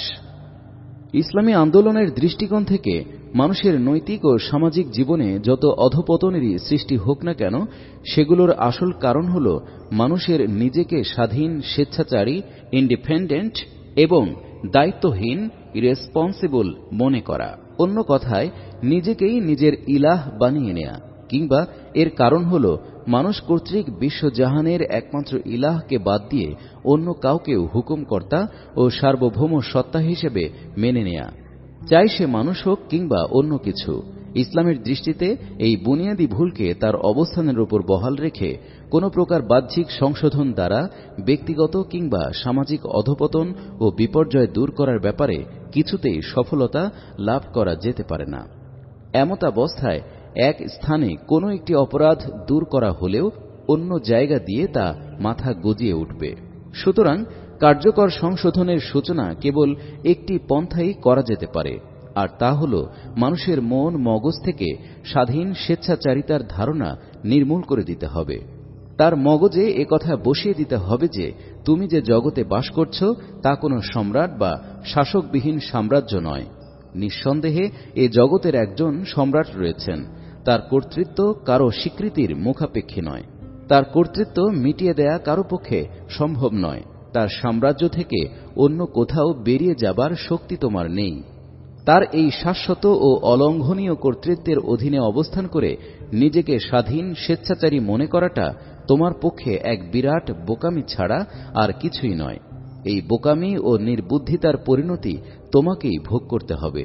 তুমি যদি বুদ্ধিমান ও বাস্তববাদী হয়ে থাকো, তবে বুদ্ধিমত্তা ও বাস্তববাদিতার রিয়েলিজমের দাবি হল সেই মহান সম্রাটের হুকুমের সম্মুখে মাথা নত করে দাও, তার একান্ত অনুগত ও বাধ্যগত দাস হয়ে জীবনযাপন করো। তাছাড়া এই বাস্তব জিনিসটিও ভালোভাবে পরিষ্কার হওয়া দরকার। তা হল, এই গোটা বিশ্বজগতের কেবলমাত্র একজনই সম্রাট, একজনই মালিক এবং একজনই স্বাধীন সার্বভৌম কর্তা রয়েছেন। পৃষ্ঠা ২৮। এখানে অপর কারো কর্তৃত্ব করার কোনো অধিকার নেই, আর বাস্তবেও এখানে অপর কারো কর্তৃত্ব চলে না। সুতরাং তুমি তার ছাড়া কারো দাস হয়েও না। অপর কারো কর্তৃত্ব স্বীকার করো না। অপর কারো সামনে মাথা নত করো না। এখানে হিজ হাইনেস কেউ নেই। সকল হাইনেস শুধুমাত্র সেই সত্তার জন্যই নির্দিষ্ট। এখানে হিজ হোলিনেস কেউ নেই। সমস্ত হোলিনেস কেবলমাত্র সেই একমাত্র শক্তির জন্যই নির্ধারিত। এখানে হিজ লর্ডশিপ কেউ নেই। পূর্ণাঙ্গ লর্ডশিপ কেবল সেই একমাত্র সত্তার। এখানে বিধানকর্তা কেউ নেই। আইন ও বিধানকর্তা কেবলমাত্র তিনি এবং কেবলমাত্র তাঁরই হওয়া উচিত। এখানে অন্য কোনো সরকার নেই, অন্নদাতা নেই, অলি ও কর্মকর্তা নেই। নেই কেউ ফরিয়াদ শোনার যোগ্য। ক্ষমতার চাবিকাঠি কারো কাছে নেই। কারো কোনো প্রকার শ্রেষ্ঠত্ব ও মর্যাদা নেই। জমিন থেকে আসমান পর্যন্ত সবাই এবং সবকিছু কেবল তার দাসানুদাস। সমস্ত মালিকানা, প্রভুত্ব ও কর্তৃত্ব কেবলমাত্র আল্লাহ রব্বুল আলামিনের। তিনি একমাত্র রব এবং মাওলা। সুতরাং তুমি সকল প্রকার গোলামি, আনুগত্য ও শৃঙ্খলকে অস্বীকার করো। কেবলমাত্র তারই গোলাম, অনুগত এবং হুকুমের অধীন হয়ে যাও। এটাই হচ্ছে সকল প্রকার সংস্কার সংশোধনের মূল ভিত্তি। এই ভিত্তির উপরই ব্যক্তিগত চরিত্র এবং সমাজ ব্যবস্থার পূর্ণাঙ্গ অট্টালিকা সম্পূর্ণ নতুনভাবে গড়ে ওঠে। হযরত আদম আলাইহিস সালাম থেকে আজ পর্যন্ত পৃথিবীতে যত সমস্যার সৃষ্টি হয়েছে এবং কিয়ামত পর্যন্ত সৃষ্টি হবে, তা সবই একমাত্র এই বুনিয়াদী পন্থাই সমাধান হওয়া সম্ভব। মুহাম্মদ সাল্লাল্লাহু আলাইহি ওয়াসাল্লাম কোন প্রকার পূর্ব প্রস্তুতি, ভূমিকা এবং প্রারম্ভিক কার্যক্রম ছাড়াই সরাসরি এই মৌলিক সংশোধনের আহ্বান জানান। এই আহ্বানের চূড়ান্ত লক্ষ্যে পৌঁছা পর্যন্ত তিনি কোন প্রকার বাঁকাচোরা পথ অবলম্বন করেননি। এ উদ্দেশ্যে রাজনৈতিক এবং সামাজিক কাজ করে মানুষের উপর কৌশলগত প্রভাব বিস্তার করার চেষ্টা করেননি, যে প্রভাব দ্বারা লোকদের পরিচালনা করে ধীরে ধীরে স্বীয় লক্ষ্যে উপনীত হতে পারতেন।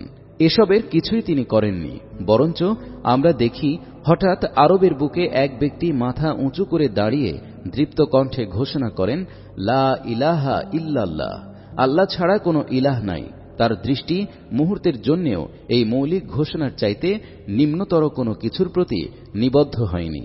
কেবল নবীসুলভ সাহসিকতা আর আবেগ উদ্যমী এর কারণ নয়, বস্তুত এটাই ইসলামী আন্দোলনের প্রকৃত কর্মনীতি।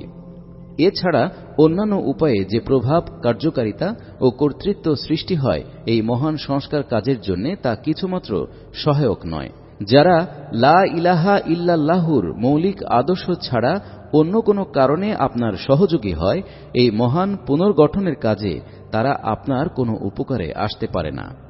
পৃষ্ঠা 29। এই মহান কাজে কেবল সেসব লোকই আপনার সহায়ক ও সহযোগী হতে পারে যারা শুধুমাত্র লা ইলাহা ইল্লাল্লাহর আওয়াজ শুনে আপনার প্রতি আকৃষ্ট হয়। এ মহা সত্যকেই জীবনের বুনিয়াদ ও জীবন উদ্দেশ্য হিসেবে গ্রহণ করে নেয় এবং এরই ভিত্তিতে কাজ করতে প্রস্তুত হয়।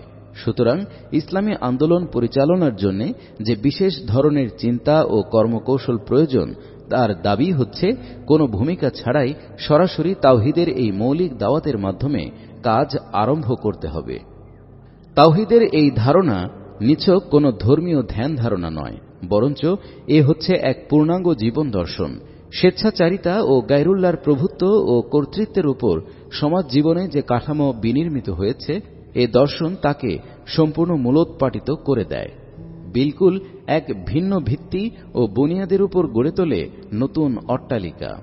আজ পৃথিবীর লোকেরা আপনাদের মুয়াজ্জিনের আশহাদু আল্লা ইলাহা ইল্লাল্লাহর বিপ্লবী আওয়াজকে নীরবে শুনে যায়, কারণ ঘোষণাকারীও জানে না সে কি ঘোষণা করছে, আর শ্রোতাদেরও নজরে পড়ে না এর কোনো অর্থ আর উদ্দেশ্য। কিন্তু ঘোষণাকারী যদি জেনে বুঝে ঘোষণা দেয়, আর দুনিয়াবাসীও যদি বুঝতে পারে যে এই ঘোষণাকারী বলছে, আমি কাউকেও সম্রাট মানি না, শাসক মানি না, কোন সরকারকে আমি স্বীকার করি না, কোন আইন আমি মানি না, কোন আদালতের আওতাভুক্ত জুরিসডিকশনে আমি নই, কারো নির্দেশ আমার কাছে নির্দেশ নয়, কারো প্রথা আমি স্বীকার করি না, কারো বৈষম্যমূলক উচ্চ অধিকার, কারো রাজশক্তি, কারো অতি পবিত্রতা এবং কারো স্বেচ্ছাচারী উচ্চ ক্ষমতা আমি মোটেও স্বীকার করি না। এক আল্লাহ ছাড়া আমি সকলের বিরুদ্ধে বিদ্রোহী, সকলের থেকে আমি বিমুখ। পৃষ্ঠা 30। ঘোষক আর শ্রোতারা যদি ঘোষণার এই প্রকৃত মর্ম বুঝতে পারে, তবে কি আপনি মনে করছেন বিশ্ববাসী এই ঘোষণাকে সহজভাবে হজম করে নেবে, বরদাস্ত করবে নীরবে? বিশ্বাস করুন, এই অবস্থায় আপনি কারো সাথে লড়তে যান বা না যান, বিশ্ববাসী কিন্তু আপনার বিরুদ্ধে যুদ্ধ বাঁধিয়ে দেবে। এই ঘোষণা উচ্চারণ করার সাথে সাথেই আপনি অনুভব করবেন গোটা বিশ্ব আপনার দুশমন হয়ে গেছে। চতুর্দিক থেকে সাপ, বিচ্ছু আর হিংস্র পশুরা আপনাকে নির্মমভাবে আক্রমণ করছে। খ। অগ্নি পরীক্ষায় নিখাত প্রমাণিত হওয়া। মুহাম্মদুর রাসূলুল্লাহ সাল্লাল্লাহু আলাইহি ওয়াসাল্লাম যখন এই আওয়াজ উচ্চারণ করেছিলেন, তখনও ঠিক এই একই অবস্থা ও পরিস্থিতির উদ্ভব হয়েছিল। ঘোষক জেনে বুঝেই ঘোষণা দিচ্ছিলেন, শ্রোতারাও বুঝতে পারছিল কি কথার ঘোষণা দেয়া হচ্ছে। তাই এ ঘোষণার যে দিকটি যাকে আঘাত করেছে, সেই উদ্যত হয়ে উঠেছে একে নিভিয়ে দেবার জন্যে। পোপ ও ঠাকুররা দেখল এ আওয়াজ তাদের পৌরোহিত্যের জন্য বিপজ্জনক। জমিদার মহাজনরা তাদের অর্থ সম্পদের, অবৈধ উপার্জনকারীরা অবৈধ উপার্জনের, গোষ্ঠী পূজারীরা গোষ্ঠীগত শ্রেষ্ঠত্বের, জাতি পূজারীরা পূর্বপুরুষদের থেকে উত্তরাধিকার সূত্রে প্রাপ্ত পথ ও মতের। মোট কথা, এ আওয়াজ শুনে সব ধরনের মূর্তি পূজারীরা নিজ নিজ মূর্তি বিচূর্ণ হবার ভয়ে আতঙ্কিত হয়ে উঠল। তাই এতদিন পরস্পরের বিরুদ্ধে যুদ্ধমত্ত থাকা সত্ত্বেও এখন সকল কুফরি শক্তি ঐক্যবদ্ধ হয়ে গেল। আল কুফরুন মিল্লাতুন ওয়াহিদা, এই নীতি কথাটি তারা বাস্তবে রূপ দিল। এক নতুন আন্দোলনের বিরুদ্ধে লড়াই করার জন্যে তারা সমবেত হয়ে গেল এক প্ল্যাটফর্মে, গঠন করল ঐক্যজোট। এই কঠিন অবস্থাতে মুহাম্মদ সাল্লাল্লাহু আলাইহি ওয়াসাল্লামের সাথী কেবল তারাই হল যাদের ধ্যান ধারণা ও মন মগজ ছিল পরিষ্কার পরিশুদ্ধ, যাদের মধ্যে যোগ্যতা ছিল সত্যকে বুঝবার এবং গ্রহণ করবার, যাদের মধ্যে সত্য প্রিয়তা ছিল এতটা প্রবল যে সত্য উপলব্ধির পর সেজন্যে অগ্নিকুণ্ডে ঝাঁপ দেবার এবং মৃত্যুকে আলিঙ্গন করবার জন্য ছিল তারা সদা প্রস্তুত। এই মহান আন্দোলনের জন্য এই ধরনের লোকদেরই ছিল প্রয়োজন। এ ধরনের লোকেরা দু একজন করে আন্দোলনে আসতে থাকে, সাথে সাথে বৃদ্ধি পেতে থাকে সংঘাত। পৃষ্ঠা 31। অতঃপর কারো রুজি রোজগারের পথ বন্ধ হয়ে যায়, কাউকে ঘর থেকে বের করে দেয়া হয়, কেউ আপনজন থেকে বিচ্ছিন্ন হয়ে যায়, কারো ছুটে যায় বন্ধু, কারো হিতাকাঙ্ক্ষী, কারো উপরে আসে মারধর, কাউকেও করা হয় জিঞ্জিরাবদ্ধ, কাউকে পাথর চাপা দিয়ে শুইয়ে রাখা হয় তপ্ত বালুকার উপর, কাউকেও জর্জরিত করা হয় গালি দিয়ে, কাউকেও বা পাথর দিয়ে। উৎপাটিত করা হয় কারো চোখ, বিচূর্ণ করা হয় কারো শির। নারী, সম্পদ, ক্ষমতা, নেতৃত্ব এবং সকল প্রকার লোভনীয় জিনিস দিয়ে খরিদ করার চেষ্টাও করা হয় কাউকে।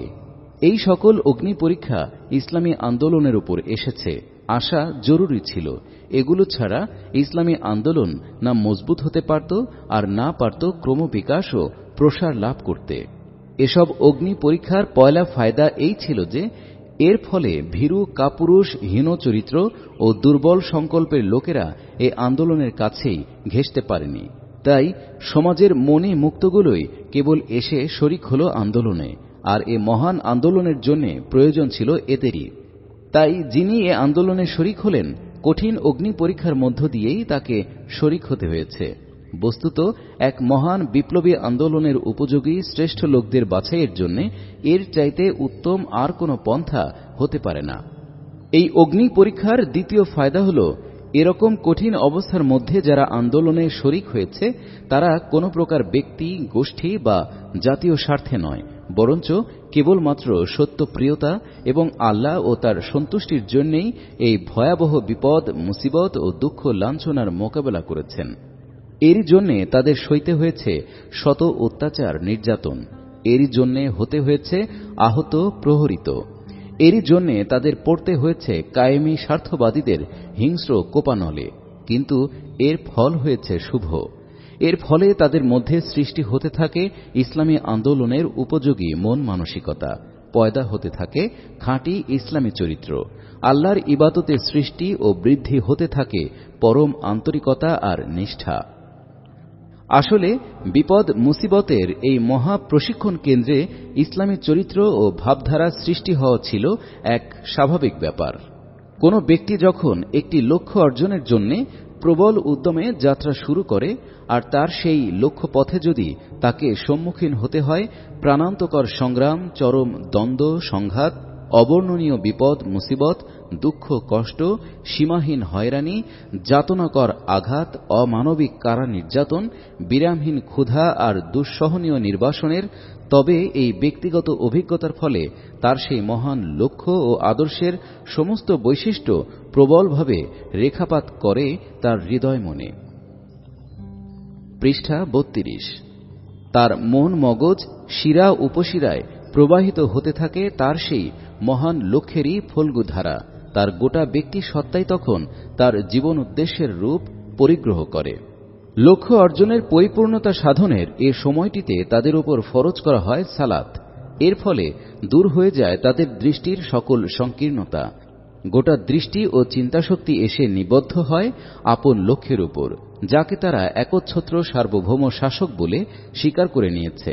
বারবার স্বীকৃতির মাধ্যমে তাদের ধ্যান ধারণা ও মন মস্তিষ্কে বদ্ধমূল হয়ে যায় তার প্রভুত্ব আর সার্বভৌমত্ব, যার হুকুম ও নির্দেশনার ভিত্তিতে আঞ্জাম দিতে হবে জীবন ও জগতের সকল কাজ।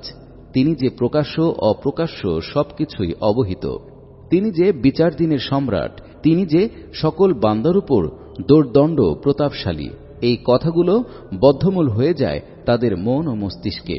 কোনো অবস্থাতেই তার আনুগত্য ছাড়া অপর কারো আনুগত্যের বিন্দুমাত্র চিন্তাও তাদের অন্তরে প্রবেশের পথ রুদ্ধ হয়ে যায় সম্পূর্ণরূপে। এই অগ্নি পরীক্ষা ও চরম সংঘাতের তৃতীয় সুফল এই ছিল যে এর ফলে একদিকে এই বিপ্লবী কাফেলায় যারা শরিক হচ্ছিল বাস্তব ময়দানে তাদের হতে থাকে যথার্থ প্রশিক্ষণ, অপরদিকে দিনের পর দিন প্রসারিত সম্প্রসারিত হতে থাকে ইসলামী আন্দোলন। মানুষ যখন দেখতে থাকল কিছু লোক দিনের পর দিন মার খাচ্ছে, নির্যাতিত হচ্ছে, তখন স্বাভাবিকভাবেই এর আসল কারণ জানবার প্রবল আগ্রহ পয়দা হতে থাকে তাদের মনে। এই লোকগুলোকে নিয়ে কেন এত হই হট্টগোল? এই প্রশ্নের জবাব পেতে উৎসুক হয়ে ওঠে তাদের মন। অতঃপর তাদের অনুসন্ধানী দৃষ্টি যখন জানতে পারত আল্লাহর এই বান্দাগুলো কোনো নারী, সম্পদ, প্রতিপত্তি বা কোনো প্রকার ব্যক্তিগত স্বার্থে নয়, বরং এক মহাসত্য তাদের কাছে উন্মুক্ত হয়েছে এবং তারা তা একনিষ্ঠভাবে আঁকড়ে ধরে আছে বিধায় এভাবে তাদের অত্যাচার করা হচ্ছে, তখন শতই সেই মহাসত্যকে জানার জন্য তাদের মন হয়ে উঠত ব্যাকুল। অতঃপর যখন লোকেরা জানতে পারত সেই মহাসত্য হচ্ছে লা ইলাহা ইল্লাল্লাহ, আর এ জিনিসই মানব জীবনে এমন ধরনের বিপ্লব সৃষ্টি করে, এরই দাওয়াত নিয়ে এমন সব লোকেরা উত্থিত হয়েছে যারা কেবল এই সত্যেরই জন্যে দুনিয়ার সমস্ত ফায়দা ও স্বার্থকে ভুলুণ্ঠিত করছে, নিজেদের জমি, মাল, সন্তান, সন্ততিসহ প্রতিটি জিনিস অকাতরে কুরবানি করছে, তখন তারা বিস্ময়ে অভিভূত হয়ে যেত, খুলে যেত তাদের চোখ, ফেটে যেত তাদের মন মগজকে আচ্ছন্ন করে রাখা পর্দা। পৃষ্ঠা 33। আর এই মহাসত্য তাদের হৃদয়ের মধ্যে বিদ্ধ হতো তীরের তীব্র ফলকের মতো। এরই ফলে সব মানুষ এসে সামিল হয়েছে এই আন্দোলনে। অবশ্য শেষ পর্যন্ত কেবল সেই গুটি কয়েক লোকই এই আন্দোলনে শরিক হতে পারেনি যাদেরকে আভিজাত্যের অহংকার, পূর্বপুরুষদের অন্ধ অনুকরণ আর পার্থিব স্বার্থ সম্পূর্ণরূপে মোহাচ্ছন্ন করে রেখেছিল।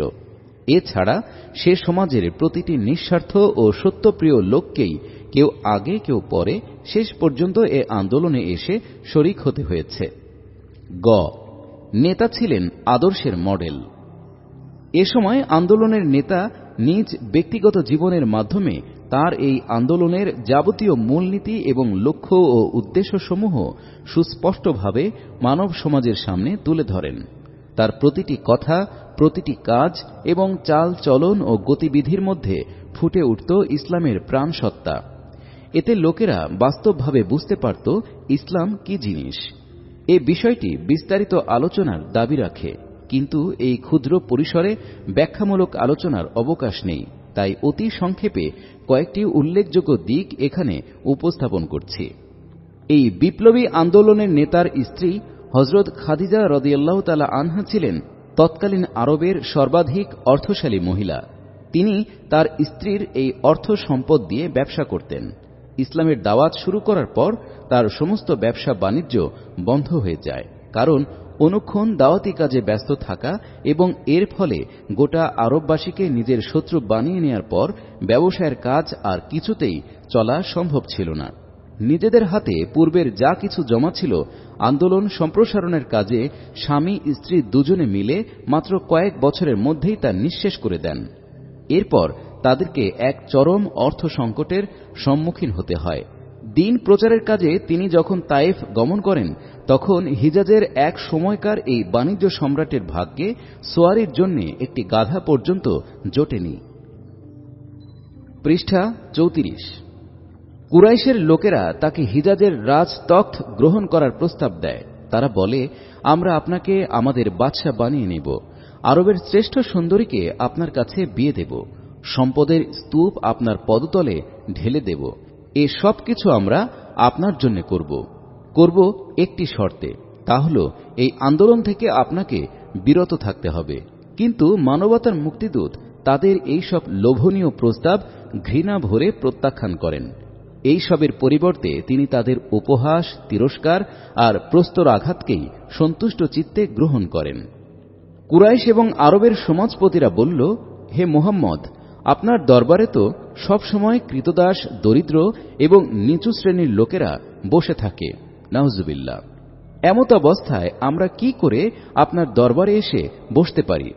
আমাদের ওখানে যারা একেবারে নিচু শ্রেণীর, তারাই সবসময় আপনার চারপাশ ঘিরে থাকে। তাদেরকে আপনার নিকট থেকে তাড়িয়ে দিন, তবে আমরা আপনার কাছে আসতে পারি, কথাবার্তা বলতে পারি।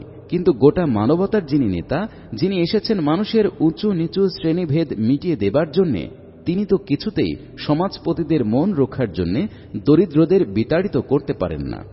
এই বিপ্লবী আন্দোলনের মহান নেতা মুহাম্মদ সাল্লাল্লাহু আলাইহি ওয়াসাল্লাম তার আন্দোলনের ব্যাপারে নিজের দেশ, জাতি, গোত্র ও বংশের কারো স্বার্থেরই কোনো পরোয়া করেননি। আন্দোলনের ব্যাপারে কোনো স্বার্থের সাথেই তিনি আপোষ করেননি।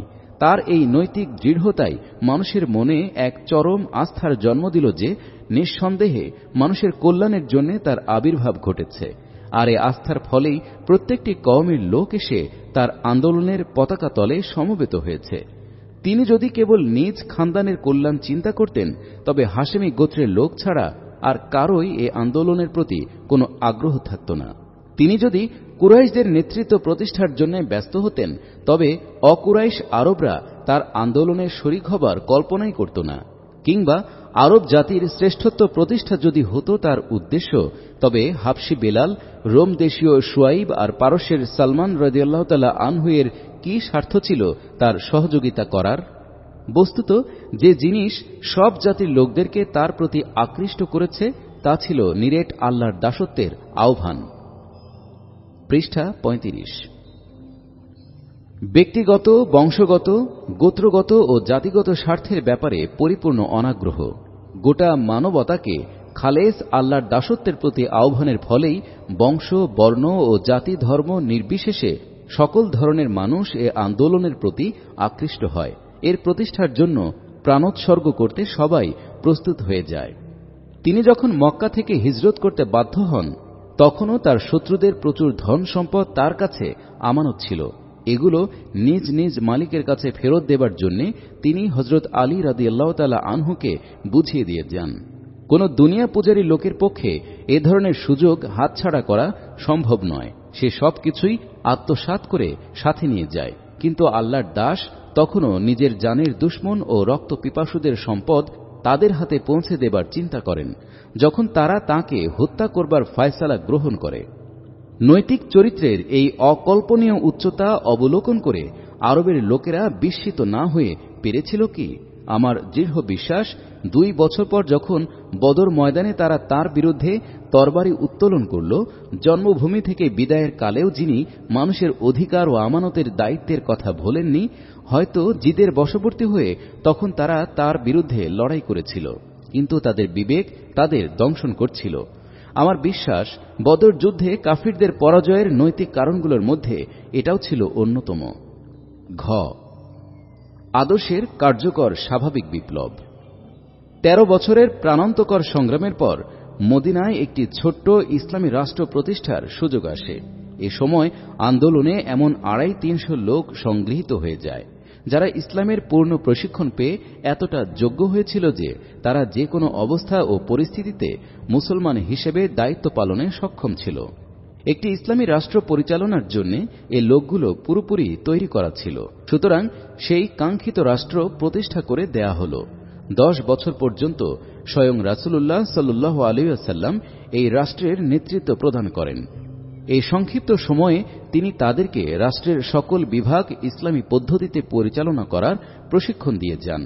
এই যুগটি ছিল ইসলামী আদর্শের তাত্ত্বিক ধারণার তথা অ্যাবস্ট্রাক্ট আইডিয়ার স্তর পেরিয়ে পূর্ণাঙ্গ সমাজ কাঠামোর স্তরে পৌঁছার যুগ।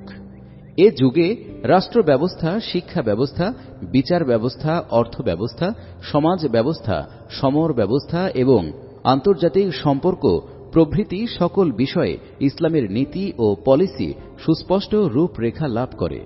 জীবনের প্রতিটি বিভাগের মূলনীতি প্রণীত হয়, সেই সব মূলনীতিকে বাস্তবে রূপদানও করা হয়।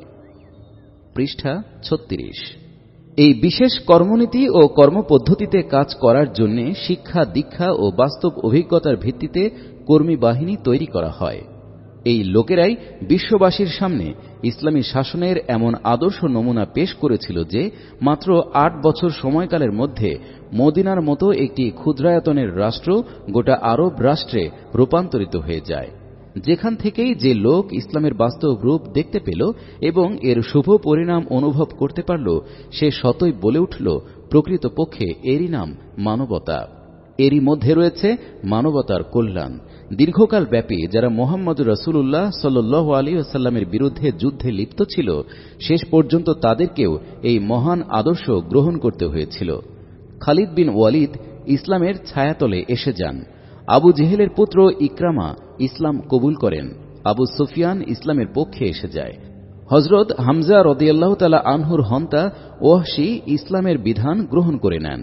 হযরত হামজা রাদিয়াল্লাহু তাআলা আনহুর কলিজা ভক্ষণকারী হিন্দাকেও শেষ পর্যন্ত সেই ব্যক্তির সত্যবাণীর সম্মুখে মাথা নত করে দিতে হয়, যার চাইতে ঘৃণিত ব্যক্তি তার দৃষ্টিতে আর কেউই ছিল না।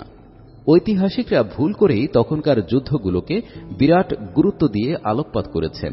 এ ভুলের কারণে লোকেরা মনে করে বসেছে আরবের সেই মহান বিপ্লব যুদ্ধ বিগ্রহের মাধ্যমেই সংঘটিত হয়েছে, অথচ আসল ব্যাপার এর সম্পূর্ণ উল্টো।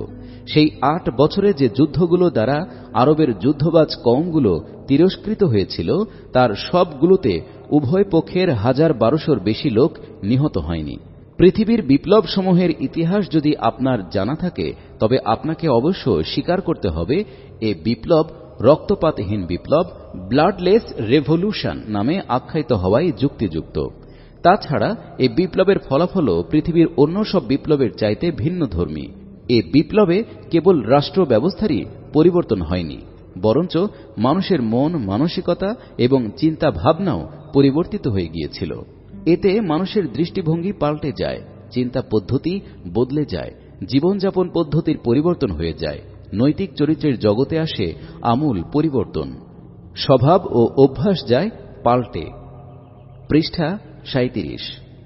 মোট কথা, এ মহান বিপ্লব গোটা জাতির কায়া পরিবর্তন করে দেয়। ব্যভিচারী নারী সতীত্বের রক্ষক হয়ে যায়। মদ্যপায়ী মাদক বিরোধী আন্দোলনের পতাকাবাহী হয়ে যায়। আগে যে চুরি করত, এ বিপ্লব তার মধ্যে আমানতদারির অনুভূতি এতটা তীব্রভাবে জাগ্রত করে দেয় যে এখন সে এ ভেবে বন্ধুর বাড়ির খানা খেতেও দ্বিধান্বিত হয়, না জানি এটাও অন্যায়ভাবে অপরের সম্পদ ভক্ষণ বলে গণ্য হয়ে যায়। এমনকি এ ব্যাপারে স্বয়ং আল্লাহ তাআলাকে কোরআনের মাধ্যমে তাদের আশ্বস্ত করতে হয়েছে যে এ ধরনের খাবার খেতে কোনো দোষ নেই।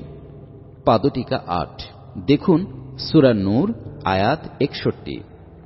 ডাকাত ও ছিনতাইকারীরা এমন অনুপম দিনদার ও বিশ্বস্ত হয়ে গিয়েছিল যে ইরান বিজয়ের সময় এদেরই একজন সাধারণ সৈনিক কোটি কোটি টাকা মূল্যের রাজমুকুট হস্তগত হবার পর তার রাতের অন্ধকারে কম্বলের নিচে লুকিয়ে সেনাপতির নিকট পৌঁছে দেয়। সে এই গোপনীয়তা এই জন্যে অবলম্বন করেছিল যাতে করে এই অস্বাভাবিক ঘটনা দ্বারা লোক সমাজে তার আমানতদারির খ্যাতি ছড়িয়ে না পড়ে, তার ইখলাস বা নিয়তের নিষ্ঠার মধ্যে রিয়া ও প্রদর্শনী মনোবৃত্তির কলঙ্ক লেগে না যায়। যাদের কাছে মানুষের জীবনের কোনো মূল্য ছিল না, যারা নিজ হাতে স্বীয় কন্যাদের জীবন্ত কবর দিত, তাদের মধ্যে জীবনের নিরাপত্তা ও মর্যাদাবোধ এমন তীব্রভাবে জাগ্রত হয়েছিল যে নির্দয়ভাবে একটি মুরগি জবাই করতে দেখলেও তাদের কাছে চরম কষ্ট লাগত। যাদের গায়ে কখনো সত্যবাদিতা ও ন্যায় পরায়ণতার বাতাস পর্যন্ত লাগেনি, তাদের মধ্যে ন্যায় পরায়ণতা, সততা ও সত্যবাদিতার এমন উচ্চতম বৈশিষ্ট্য সৃষ্টি হয়েছিল যে খায়বরের সন্ধির পর এদের তহসিলদার ইহুদিদের কাছ থেকে সরকারি রাজস্ব আদায় করতে গেলে ইহুদিরা তাকে এই উদ্দেশ্যে একটা মোটা অঙ্কের অর্থ দিতে চায় যাতে করে সে সরকারি পাওনা কম করে নেয়, কিন্তু সে তাদের মুখের উপর উৎকোচ নিতে অস্বীকার করে দেয় এবং উৎপন্ন ফসল তাদের ও সরকারের মধ্যে সমান 2 স্তূপে বণ্টন করে তাদেরকে যে কোনো এক স্তূপ গ্রহণ করার অধিকার প্রদান করে। মুসলিম তহসিলদারের ইনসাফ ও সততার এই চরম পরাকাষ্ঠা দেখে ইহুদিরা বিস্ময়ে হতবাক হয়ে গিয়েছিল আর অজ্ঞাতেই তাদের মুখ দিয়ে বেরিয়ে পড়েছিল, এই ধরনের আদল ও ইনসাফের উপরে আসমান ও জমিন প্রতিষ্ঠিত রয়েছে। পৃষ্ঠা 38। তাদের মধ্যে এমন সব শাসনকর্তার আবির্ভাব ঘটে যাদের কোনো প্রাসাদ ছিল না, বরঞ্চ তারা জনগণের সাথে বসবাস করতেন এবং তাদের মতো সাধারণ কুটিরেই বাস করতেন। পায়ে হেঁটে হাটবাজারে যেতেন, দরজায় দ্বার রক্ষে রাখতেন না। রাত দিন 24 ঘণ্টার মধ্যে যে কেউ যখন ইচ্ছা তাদের সাথে সাক্ষাৎ করতে পারত। তাদের মধ্যে এমন সব ন্যায়পরায়ণ বিচারপতির আবির্ভাব ঘটে যাদেরই একজন জনৈক ইহুদির বিরুদ্ধে স্বয়ং খলিফার দাবি এ কারণে খারিজ করে দেন যে খলিফা স্বীয় গোলাম এবং পুত্র ব্যতীত আর কাউকেও সাক্ষী হিসেবে উপস্থিত করাতে পারেননি। পাদটিকা নয়। এটা হযরত আলী রাদিয়াল্লাহু তাআলা আনহু এর খিলাফতকালের ঘটনা। তাদের মধ্যে এমন সব সেনাপতির আবির্ভাব ঘটে যাদেরই একজন কোনো একটি শহর থেকে বিদায় নেবার প্রাক্কালে শহরবাসীদের থেকে আদায়কৃত সমস্ত জিনিস এই বলে তাদের ফেরত দিয়ে যান যে এখন থেকে যেহেতু আমরা তোমাদের নিরাপত্তার দায়িত্ব পালন করতে পারব না, সে কারণে তোমাদের থেকে আদায়কৃত কর আমাদের হাতে রাখার কোনো অধিকার আমাদের নেই। এমনি করে তাদের মধ্যে জন্ম নেয় অসংখ্য নির্ভীক রাষ্ট্রদূত। এদেরই একজন ইরানি সেনাধ্যক্ষের ভর দরবারে ইসলাম বর্ণিত মানবিক সুবিচারপূর্ণ নীতি নির্ভীকভাবে প্রকাশ করেন, তীব্র সমালোচনা করেন ইরানি শ্রেণী বৈষম্যের। আল্লাহ জানেন সেদিনকার এই ঘটনায় কত ইরানি সিপাহীর অন্তরে এই মানব ধর্মের মাহাত্ম্য ও শ্রেষ্ঠত্ববোধ জাগ্রত হয়েছিল। ইসলামী বিপ্লব তাদের মধ্যে এমন সব তীব্র নৈতিক দায়িত্বানুভূতি সম্পন্ন নাগরিকের জন্ম দেয় যাদের দ্বারা হাত কাটা এবং পাথর মেরে হত্যা করার মতো অপরাধ সংঘটিত হয়ে যাবার পরও নিজেরাই এসে নিজেদের উপর দণ্ড প্রয়োগের দাবি করতে থাকে, যাতে করে তাদের চোর বা ব্যভিচারী হিসেবে আল্লাহর আদালতে হাজির হতে না হয়। ইসলামী বিপ্লব এমন সব আদর্শ সিপাহীর জন্ম দেয় যারা বেতন বা কোনো পার্থিব স্বার্থ লাভের জন্য যুদ্ধ করেনি, বরঞ্চ কেবলমাত্র সেই মহান আদর্শের জন্য যুদ্ধ করেছে যার প্রতি তারা ঈমান এনেছিল। বেতন ভাতা তো তারা গ্রহণ করেইনি, তদুপরি নিজ খরচে তারা যুদ্ধের ময়দানে যেত এবং গনিমতের মাল হস্তগত হলে তা সরাসরি সেনাপতির দরবারে এনে হাজির করত, নিজে হস্তগত করত না। পৃষ্ঠা 39। এখন বলুন, সামাজিক চরিত্র ও সমষ্টিগত মানসিকতার এই আমূল পরিবর্তন কি শুধু যুদ্ধ বিগ্রহ দ্বারা সম্ভব ছিল? ইতিহাস আপনাদের সম্মুখে রয়েছে।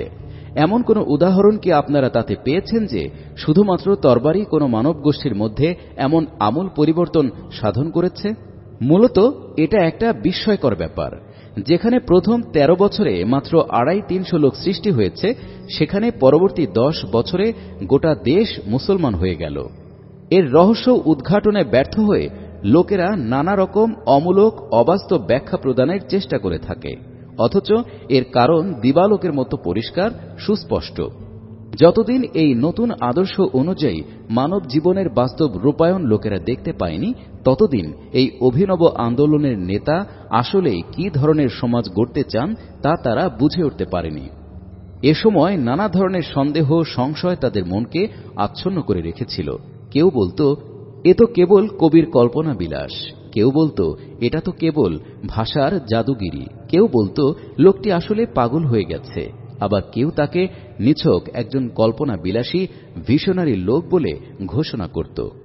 এ সময় কেবল অসাধারণ বুদ্ধিমত্তার অধিকারী প্রতিভাবান লোকেরাই ঈমান এনেছিল, যারা বাস্তব দৃষ্টি দিয়ে দেখতে পাচ্ছিলেন এই আদর্শের মূলেই রয়েছে মানবতার কল্যাণের প্রকৃত চিহ্ন। কিন্তু যখন এই কল্পিত আদর্শের ভিত্তিতে একটি পূর্ণাঙ্গ জীবন ব্যবস্থা প্রতিষ্ঠিত হয়ে গেল, লোকেরা স্বচক্ষে এর বাস্তব চিত্র দেখতে পেল এবং তাদের চোখের সামনে এর সীমাহীন সুফল দেখতে পেল, তখন তারা বুঝতে পারল আল্লাহর এই বান্দা এই মহান সমাজ গঠনের জন্যই তো এত দুঃখ, কষ্ট আর অত্যাচার, নির্যাতন সয়ে আসছেন। এরপর জিদ আর হঠকারিতার উপর অটল থাকার আর কোনো সুযোগই থাকল না। পৃষ্ঠা 40। যার কপালে দুটো চোখ ছিল আর চোখের মধ্যে জ্যোতি ছিল, তার পক্ষে এই চোখে দেখা বাস্তবতাকে অস্বীকার করার আর কোনো উপায় ছিল না। আসলে ইসলাম যে সমাজ বিপ্লব সংগঠিত করতে চায়, এটাই হলো তার সঠিক পন্থা। এটাই সেই বিপ্লবের রাজপথ। এই পন্থাই তার সূচনা হয় আর এ ক্রমধারাই হয় তা বিকশিত। এই বিপ্লবকে একটা মুজিজা মনে করে লোকেরা বলে বসে, এ কাজ এখন আর সম্ভব নয়, এটা তো নবীর কাজ। নবী ছাড়া তা করা সম্ভব নয়। কিন্তু ইতিহাসের অধ্যয়ন আমাদের এ কথা পরিষ্কার করে বলে দেয়, এ বিপ্লব এক স্বাভাবিক বিপ্লব। এর মধ্যে কার্যকারণ পরম্পরার পূর্ণ যৌক্তিক ও বৈজ্ঞানিক সম্পর্ক আমরা দেখতে পাই। আজও যদি ওই একই পদ্ধতিতে কাজ করি, তবে একই ধরনের ফলাফল প্রকাশ হতে পারে। তবে একথা সত্য, এ কাজের জন্য প্রয়োজন ঈমান, ইসলামী চেতনা, ঐকান্তিক নিষ্ঠা, মজবুত ইচ্ছাশক্তি এবং ব্যক্তিগত আবেগ, উচ্ছ্বাস ও স্বার্থের নিঃশর্ত কুরবানি। এ কাজের জন্য এমন একদল দুঃসাহসী যুবকের প্রয়োজন, যারা সত্যের প্রতি ঈমান এনে তার উপর পাহাড়ের মতো অটল হয়ে থাকবে। অন্য কোনো দিকে তাদের দৃষ্টি নিবদ্ধ হবে না। পৃথিবীতে যাই ঘটুক না কেন, তারা নিজেদের লক্ষ্য উদ্দেশ্যের পথ থেকে 1 ইঞ্চিও বিচ্যুত হবে না। পার্থিব জীবনে নিজেদের ব্যক্তিগত উন্নতির সকল সম্ভাবনাকে অকাতরে কুরবানি করে দেবে। স্বীয় সন্তান সন্ততি, পিতা মাতা ও আপনজনের স্বপ্ন সাধ বিচূর্ণ করতে কুণ্ঠাবোধ করবে না। আত্মীয় স্বজন এবং বন্ধু বান্ধবদের বিচ্ছেদ বিরাগে চিন্তিত হবে না। সমাজ, রাষ্ট্র, আইন, জাতি, স্বদেশ যা কিছুই তাদের উদ্দেশ্য পথে প্রতিবন্ধক হয়ে দাঁড়াবে, তারই বিরুদ্ধে লড়ে যাবে। অতীতেও এ ধরনের লোকেরাই আল্লাহর কালেমাকে বিজয়ী করেছে। আজও কেবল এ ধরনের লোকেরাই আল্লাহর কালেমাকে বিজয়ী করতে পারে। এ মহান বিপ্লব কেবল এ ধরনের লোকের দ্বারাই সংঘটিত হতে পারে। তর্জমানুল কুরআন, সেপ্টেম্বর 1940, পৃষ্ঠা 41। সংযোজন 1। উপরোক্ত নিবন্ধে ইসলামী বিপ্লবের কর্মপন্থা সম্পর্কে যে স্পষ্ট ব্যাখ্যা বিশ্লেষণ পেশ করা হল, যদিও এ বিষয়ে অবহিত হবার জন্য তাই যথেষ্ট, তারপরও এ সম্পর্কে হযরত মসীহ আলাইহিস সালামের কিছু বক্তব্য বিশেষ পরম্পরার সাথে এখানে উল্লেখ করা উপযোগী মনে করছি। তার এই বক্তব্যগুলোতে ইসলামী আন্দোলনের প্রাথমিক অধ্যায়ের চিত্র প্রতিফলিত হয়েছে। সৈয়দুনা মসীহ আলাইহিস সালাম যে পরিবেশ পরিস্থিতির মধ্যে ফিলিস্তিনবাসীদের কাছে হুকুমতে ইলাহিয়ার দাওয়াত পেশ করেছিলেন, যেহেতু তার সাথে আমাদের বর্তমান পরিবেশ পরিস্থিতির মিল রয়েছে, সেজন্য তার কর্মপন্থার মধ্যে আমাদের জন্য প্রয়োজনীয় পথনির্দেশ পাওয়া যেতে পারে। পাদটীকা 2। একজন আলেম জিজ্ঞাসা করিলেন, মুসার দেয়া হুকুমের মধ্যে সবচেয়ে দরকারি হুকুম কোনটা? উত্তরে ঈসা বলিলেন, সবচেয়ে দরকারি হুকুম এই, ইসরায়েলীয়রা শুনো, প্রভু যিনি আমাদের খোদা, তিনি এক, আর তোমার সমস্ত অন্তর, তোমার সমস্ত প্রাণ, তোমার সমস্ত মন এবং সমস্ত শক্তি দিয়া প্রভু যিনি তোমার খোদা, তাহাকে মহব্বত করিবে। তখন সেই আলেম বলিলেন, হুজুর, খুব ভালো কথা, আপনি সত্য কথাই বলিয়াছেন। খোদা এক এবং তিনি ছাড়া আর কোনো খোদা নাই। মার্ক 12:28-32। প্রভু যিনি তোমার খোদা, তাহাকেই তুমি সিজদা করিবে, কেবল তাহারই সেবা করিবে। লুক 4:8। এই জন্যে তোমরা এইভাবে মোনাজাত করিও, আমাদের বেহেশতি পিতা, তোমার নাম পবিত্র বলিয়া মান্য হোক। তোমার রাজ্য আসুক, তোমার ইচ্ছা যেমন বেহেশতে তেমনি দুনিয়াতেও পূর্ণ হোক। মথি 6:9-10। পাদটীকার ব্যাখ্যা। 1। আলিগড় মুসলিম ইউনিভার্সিটিতে পঠিত মূল নিবন্ধে এ অংশটুকু ছিল না। পরবর্তীতে নিবন্ধটির প্রকাশকালে এ অংশ সংযোজন করে দিয়েছি। গ্রন্থকার। 2। এখান থেকে সামনের দিকে বাইবেলের নিউ টেস্টামেন্ট থেকে যতগুলো উদ্ধৃতি পেশ করা হয়েছে, সেগুলোর বঙ্গানুবাদ হংকং থেকে মুদ্রিত ও বাংলাদেশ বাইবেল সোসাইটি কর্তৃক প্রকাশিত বাংলা ইনজিল শরীফ থেকে হুবহু প্রদত্ত হল। অনুবাদক। 3। খোদা বা খোদাবন্দ শব্দটি ইলাহ শব্দের সমার্থক। 4। বনি ইসরায়েলীরা প্রতীকীভাবে খোদার জন্য পিতা শব্দ ব্যবহার করে থাকে। তারা তাকে সমগ্র সৃষ্টির পিতা বলে থাকে। এর অর্থ এ নয় যে সমগ্র সৃষ্টি তার সন্তান। পৃষ্ঠা 42। শেষ বাক্যটিতে হযরত মসীহ আলাইহিস সালাম তার উদ্দেশ্যের কথা সুস্পষ্টভাবে বলে দিয়েছেন। সাধারণভাবে খোদার বাদশাহী বলতে কেবল তার আধ্যাত্মিক বাদশাহীর যে ভ্রান্ত ধারণা প্রচার লাভ করেছে, এ বাক্য তা পুরোপুরি খণ্ডন করে দিয়েছে। পৃথিবীতে খোদার আইন ও শরঈ বিধানের তেমনি প্রতিষ্ঠাই তার উদ্দেশ্য ছিল, যেমনি সমগ্র সৃষ্টির উপর তার প্রাকৃতিক আইন কার্যকর রয়েছে। এই উদ্দেশ্য সাধনের জন্যই তিনি লোকদের তৈরি করছিলেন। আমি দুনিয়াতে শান্তি দিতে আসিয়াছি, এই কথা মনে করিও না। আমি শান্তি দিতে আসি নাই, বরং মানুষকে মানুষের বিরুদ্ধে দাঁড় করাইতে আসিয়াছি। ছেলেকে পিতার বিরুদ্ধে, মেয়েকে মায়ের বিরুদ্ধে, বউকে শাশুড়ির বিরুদ্ধে দাঁড়া করাইতে আসিয়াছি। নিজের পরিবারের লোকেরাই মানুষের শত্রু হইবে। যে কেহ আমার চাইতে পিতা মাতাকে বেশি মহব্বত করে সে আমার উপযুক্ত নয়, আর যে কেহ ছেলে বা মেয়েকে আমার চেয়ে বেশি মহব্বত করে সে আমার উপযুক্ত নয়। যে নিজেরে ক্রুশ লইয়া আমার পথে না চলে সেও আমার উপযুক্ত নয়। যে কেহ নিজের জীবন রক্ষা করিতে চায় সে তাহার সত্যিকারের জীবন হারাইবে, কিন্তু যে কেহ আমার জন্যে তাহার জীবন কোরবানি করিতে রাজি থাকে সে তাহার সত্যিকারের জীবন রক্ষা করিবে। মথি 10:34-39। পাদটিকা 5। নিজের ক্রুশ নিয়ে চলার অর্থ হল মৃত্যুর জন্য প্রস্তুত থাকা। যদি কেহ আমার পথে আসিতে চায় তবে সে নিজের ইচ্ছা মতো না চলুক, নিজের ক্রুশ বহন করিয়া আমার পিছে আসুক। মথি 16:24। পাদটিকা 6। অর্থাৎ আত্মপূজা ও ব্যক্তি স্বার্থ ত্যাগ করুক। ভাই ভাইকে এবং পিতা ছেলেকে মারিয়া ফেলিবার জন্য ধরাইয়া দিবে। ছেলে মেয়েরা পিতামাতার বিরুদ্ধে দাঁড়াইয়া তাহাদের খুন করাইবে। আমার জন্যে সকলে তোমাদের ঘৃণা করিবে, কিন্তু যে শেষ পর্যন্ত স্থির থাকিবে সে উদ্ধার পাইবে। মথি 10:21-22। পৃষ্ঠা 43। দেখো, আমি নেকড়ে বাঘের মধ্যে ভেড়ার মতো তোমাদের পাঠাইতেছি। সাবধান থাকিও, কারণ মানুষ বিচার সভার লোকদের হাতে তোমাদের ধরাইয়া দিবে এবং তাহাদের মজলিসখানায় তোমাদের বেত মারিবে। আমার জন্যই শাসনকর্তা ও রাজাদের সামনে তোমাদের লইয়া যাওয়া হইবে। মথি 10:16-18। যে আমার নিকট আসিবে সে যেন নিজের পিতামাতা, স্ত্রী ও ছেলে মেয়ে, ভাই বোন, এমনকি নিজেকে পর্যন্ত যেন আমার চেয়ে কম প্রিয় মনে করে। তাহা না হইলে সে আমার উম্মত হইতে পারে না। যে লোক নিজের ক্রুশ বহন করিয়া আমার পেছনে না আসে সে আমার উম্মত হইতে পারে না। আপনাদের মধ্যে যদি কেহ একটা উঁচু ঘর তৈরি করিতে চায় তবে সে আগে বসিয়া খরচের হিসাব করে, সে দেখিতে চায় যে উহা শেষ করিবার জন্য তাহার যথেষ্ট টাকা আছে কিনা।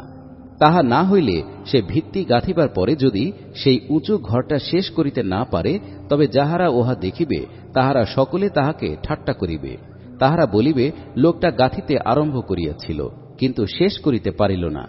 সেইভাবে আপনাদের মধ্যে যদি কেহ ভাবিয়া চিন্তিয়া তাহার সমস্ত কিছু ছাড়িয়া না আসে তবে সে আমার উম্মত হইতে পারে না। লুক 14:26-33। এ সবগুলো আয়াত একথাই প্রমাণ করে যে মসীহ আলাইহিসসালাম কেবল একটি ধর্ম প্রচারের জন্যই আবির্ভূত হননি, বরঞ্চ গোটা সামাজিক ও রাজনৈতিক কাঠামোর আমূল পরিবর্তন করাটাই ছিল তার মূল উদ্দেশ্য। তাই গোটা রোম সাম্রাজ্য, ইহুদি রাষ্ট্র এবং ফকিহ ও ফরিসীদের নেতৃত্ব, এক কথায় সকল আত্মপূজারী ও স্বার্থান্বেষীদের সাথে তার সংঘাত সংঘর্ষের সমূহ আশঙ্কা ছিল বিদ্যমান। তাই তিনি সুস্পষ্টভাবে সবাইকে বলে দিচ্ছিলেন, আমি যে কাজ করতে যাচ্ছি তা সাংঘাতিক বিপজ্জনক। আমার সাথে কেবল তাদেরই আসা উচিত যারা এ সকল বিপদ মুসিবত বরদাস্ত করতে প্রস্তুত হবে। তোমাদের সঙ্গে যে খারাপ ব্যবহার করে তাহার বিরুদ্ধে কিছুই করিও না, বরং যে কেহ তোমার ডান গালে চড় মারে তাহাকে অন্য গালেও চড় মারিতে দিও। যে কেহ তোমার কর্তা লইবার জন্যে মামলা করিতে চায় তাহাকে তোমার চাদরও লইতে দিও। যে কেহ তোমাকে তাহার বোঝা লইয়া 1 মাইল যাইতে বাধ্য করে তাহার সঙ্গে 2 মাইল যাইও। মথি 5:39-41। পৃষ্ঠা 44। যাহারা কেবল দেহ ধ্বংস করে কিন্তু রূহকে ধ্বংস করতে পারে না তাহাদের ভয় করিও না। যিনি দেহ ও রূহ দুইটি দোজখে ধ্বংস করিতে পারেন, বরং তাহাকেই ভয় করো। মথি 10:28। এই দুনিয়াতে তোমরা নিজেদের জন্য ধন সম্পদ জমা করিও না। এখানে মরিচায় ধরে ও পোকায় নষ্ট করে এবং চোর ঢুকিয়া চুরি করে, বরং বেহেশতে তোমাদের ধন জমা করো। মথি 6:19-20। কেহ 2 মনিবের সেবা করিতে পারে না। খোদা এবং ধন সম্পত্তি এই দুইয়ের একসঙ্গে সেবা করিতে পারো না। কি খাইবে বলিয়া বাঁচিয়া থাকিবার বিষয়ে কিংবা কি পরিবে বলিয়া দেহের বিষয়ে চিন্তা করিও না। বনে পাখিদের দিকে তাকাইয়া দেখো, তাহারা বীজ বুনে না, ফসল কাটে না, গোলা ঘরে জমাও করে না, আর তবু তোমাদের বেহেশতি পিতা তাহাদের খাওয়াইয়া থাকেন। তোমরা কি তাহাদের চেয়ে আরো মূল্যবান নও? তোমাদের মধ্যে কে চিন্তা ভাবনা করিয়া নিজের আয়ু 1 ঘণ্টা বাড়াইতে পারে? কাপড় চোপড়ের জন্য কেন চিন্তা করো? মাঠের ফুলগুলির কথা ভাবিয়া দেখো, সেইগুলি কেমন করিয়া বাড়িয়া ওঠে। তাহারা পরিশ্রম করে না, সুতাও কাটে না। কিন্তু তোমাদের বলিতেছি, সোলাইমান রাজা এত জাঁক জমকের মধ্যে থাকিয়াও এইগুলির একটার মতো নিজেকে সাজাইতে পারেন নাই। মাঠের যে ঘাস আজ আছে আর আগামীকাল চুলায় ফেলিয়া দেওয়া হইবে, তাহা যখন খোদা এইভাবে সাজান, তখন ওহে অল্প বিশ্বাসীরা, তিনি যে তোমাদের নিশ্চয়ই সাজাইবেন তাহাতে কোনো সন্দেহ নাই। কিন্তু তোমরা প্রথমে খোদার রাজ্যের বিষয়ে এবং তাহার ইচ্ছামতো চলিবার জন্য ব্যস্ত হও, তাহা হইলে ওই সমস্ত জিনিসও তোমরা পাইবে। মথি 16:24-33। চাও, তোমাদের দেয়া হইবে, খোঁজ করো, পাইবে, দরজায় আঘাত করো, তোমাদের জন্য খোলা হইবে। মথি 7:7। সাইয়েদুনা ঈসা আলাইহিস সালাম বৈরাগ্যবাদ, ত্যাগ এবং আজন্ম কৌমার্যের শিক্ষাদান করেছেন বলে সাধারণে ভ্রান্ত ধারণা গড়ে উঠেছে। অথচ এই বিপ্লবের সূচনাকালে লোকদের ধৈর্য, কষ্ট সহিষ্ণুতা এবং আল্লাহ নির্ভরতার শিক্ষা ও প্রশিক্ষণ দান ছাড়া কোনো গত্যন্তরই ছিল না। যেখানে একটি রাজনৈতিক সমাজ ব্যবস্থা পূর্ণ শক্তিতে প্রতিষ্ঠিত আছে এবং মানব জীবনের সমস্ত উপায় উপকরণ কবজা করে রেখেছে, সেখানে কোনো একটি দল পূর্ণাঙ্গ বিপ্লব সাধনের জন্য অগ্রসর হতে পারে না যতক্ষণ না সে মন মগজ থেকে জানমালের মহব্বত দূরে নিক্ষেপ করবে, দুঃখ কষ্ট ও বিপদ আপদ বরদাস্ত করার জন্য প্রস্তুত হবে, বহু পার্থিব লাভ কুরবানি করতে এবং অসংখ্য পার্থিব ক্ষতি স্বীকার করতে তৈরি হয়ে যাবে। পৃষ্ঠা 45। প্রকৃতপক্ষে সমকালীন প্রতিষ্ঠিত সমাজ ও রাষ্ট্রের বিরুদ্ধে সংগ্রাম করার অর্থই হল সমস্ত বিপদ মুসিবতকে নিজেদের উপর ডেকে আনা।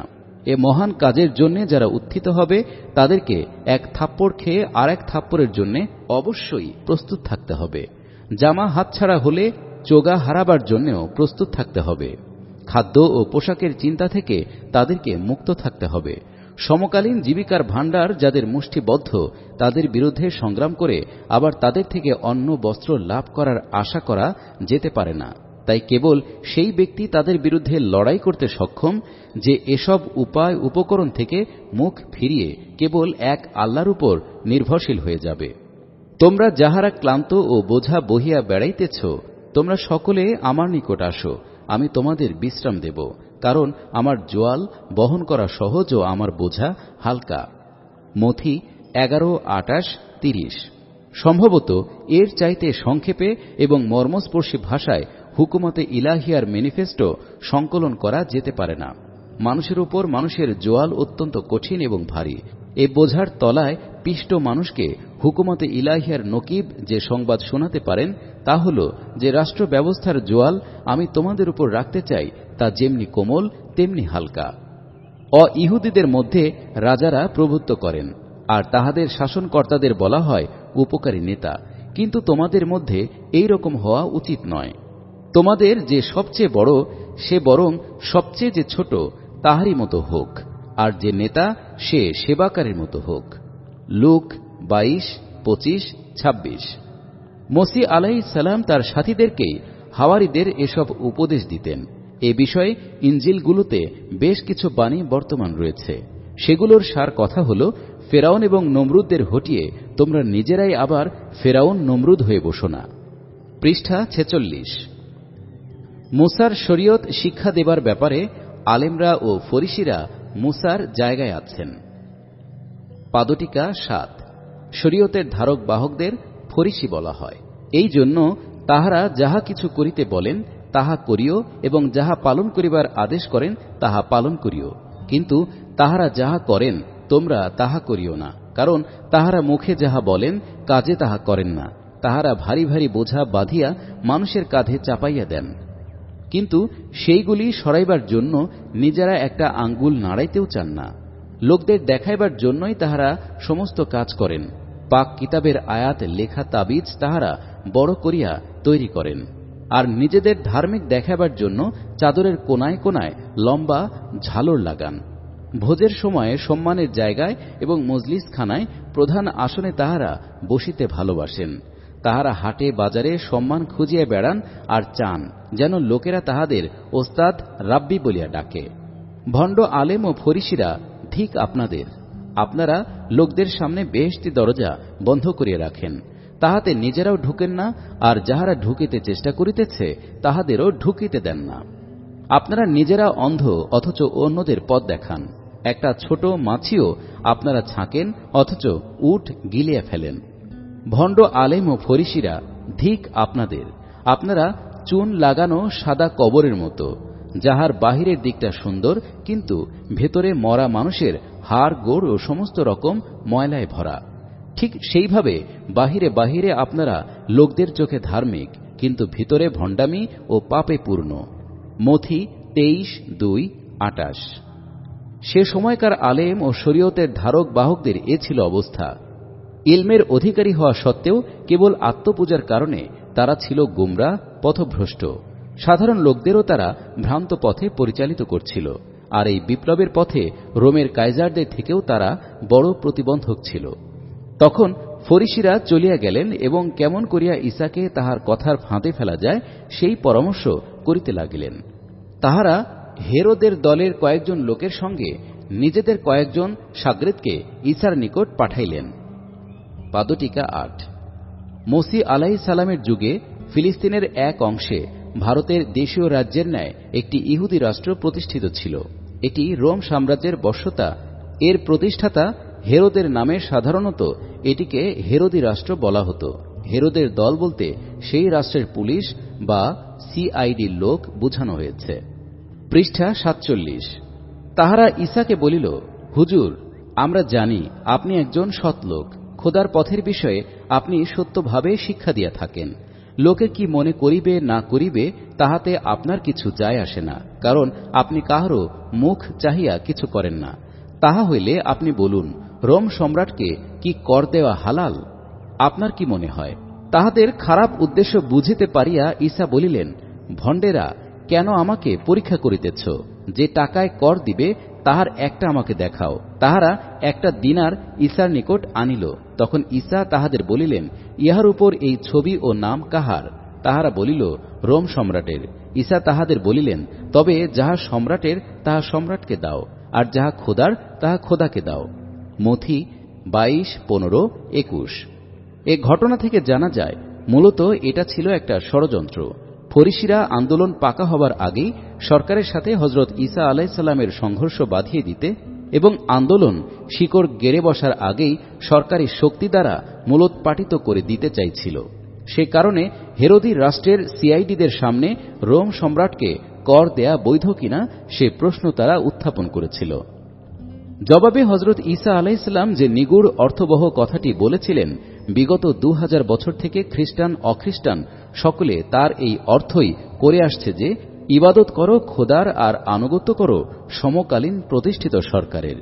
কিন্তু আসলে তিনি একথাও বলেননি যে রোম সম্রাটকে কর দেয়া বৈধ, কারণ এমনটা বলা ছিল তার দাওয়াতের পরিপন্থী। আর তাকে ট্যাক্স না দেওয়ার কথাও তিনি বলেননি, কারণ তখন পর্যন্ত তার আন্দোলন এমন পর্যায়ে পৌঁছেনি যে তিনি কর প্রদান বন্ধ করার সিদ্ধান্ত দিতে পারতেন। এজন্যই তিনি তখন একটি সূক্ষ্ম কথা বলে দিলেন যে কাইজারের নাম এবং ছবি তাকে ফেরত দাও, আর খোদা যে নিখাত সোনা তৈরি করেছেন তা তার পথে ব্যয় করো। তাদের এ ষড়যন্ত্র ব্যর্থ হবার পর তারা স্বয়ং মসিহ আলাইহিস সালামের জনৈক সাহাবীকে ঘুষ দিয়ে এমন এক সময় মসিহ আলাইহিস সালামকে গ্রেপ্তার করিয়ে দিতে সম্মত করায় যখন গণবিদ্রোহের কোনো আশঙ্কা থাকবে না। পৃষ্ঠা 48। তাদের এ ষড়যন্ত্র সফল হয়। ইহুদি সক্রিটু হজরত মসিহকে গ্রেপ্তার করিয়ে দেয়। তখন সেই সভার সকলে উঠিয়া ঈসাকে প্রধান শাসনকর্তা পিলাতের নিকট লইয়া গেলেন। তাহারা এই কথা বলিয়া ঈসার বিরুদ্ধে নালিশ জানাইতে লাগিল, আমরা দেখিয়াছি এই লোকটা সরকারের বিরুদ্ধে আমাদের লোকদের লইয়া যাইতেছে। সে সম্রাটকে কর দিতে নিষেধ করে এবং বলে সে নিজেই মসিহ, একজন রাজা। তখন পিলাত প্রধান ইমামদের এবং সমস্ত লোকদের বলিলেন, আমি তো এই লোকটির কোনো দোষী দেখিতে পাইতেছি না। কিন্তু তাহারা জিদ করিয়া বলিতে লাগিলেন, এহুদিয়া প্রদেশের সমস্ত জায়গায় শিক্ষা দিয়া সে এ লোকদের খেপাইয়া তুলিতেছে। গালিল প্রদেশ হইতে সে শুরু করিয়াছে, আর এখন এখানে আসিয়াছে। কিন্তু লোকেরা ঈসাকে ক্রুশের উপর মারিয়া ফেলিবার জন্য চিৎকার করিতে থাকিল, এবং শেষে তাহারা চেঁচাইয়া জয়ী হইল। লুক 23:1-23। এভাবেই ওই সমস্ত লোকদের হাতে মসীহ আলাইহিসসালামের মিশনের পরিসমাপ্তি ঘটে, যারা নিজেদেরকে হযরত মুসা আলাইহিসসালামের উত্তরাধিকারী মনে করত। ঐতিহাসিক সাক্ষ্য প্রমাণ অনুযায়ী মসীহ আলাইহিসসালামের নবুয়ত কাল ছিল 1.5 থেকে 3 বছরের মতো। এ সংক্ষিপ্ত সময়কালে তিনি ওই পরিমাণ কাজ করেছিলেন যতটা করেছিলেন হযরত মুহাম্মদ সাল্লাল্লাহু আলাইহি ওয়াসাল্লাম তার মক্কি জীবনের প্রাথমিক 2-3 বছরে। কোন ব্যক্তি যদি ইনজিলের উপরোল্লিখিত আয়াতগুলোর সাথে কুরআন মজিদের মক্কি সূরাসমূহ এবং মক্কায় অবস্থানকালীন হাদিসগুলোকে মিলিয়ে দেখেন, তবে তিনি এত দোভয়ের মধ্যে ঘনিষ্ঠ সামঞ্জস্য দেখতে পাবেন। সমাপ্ত।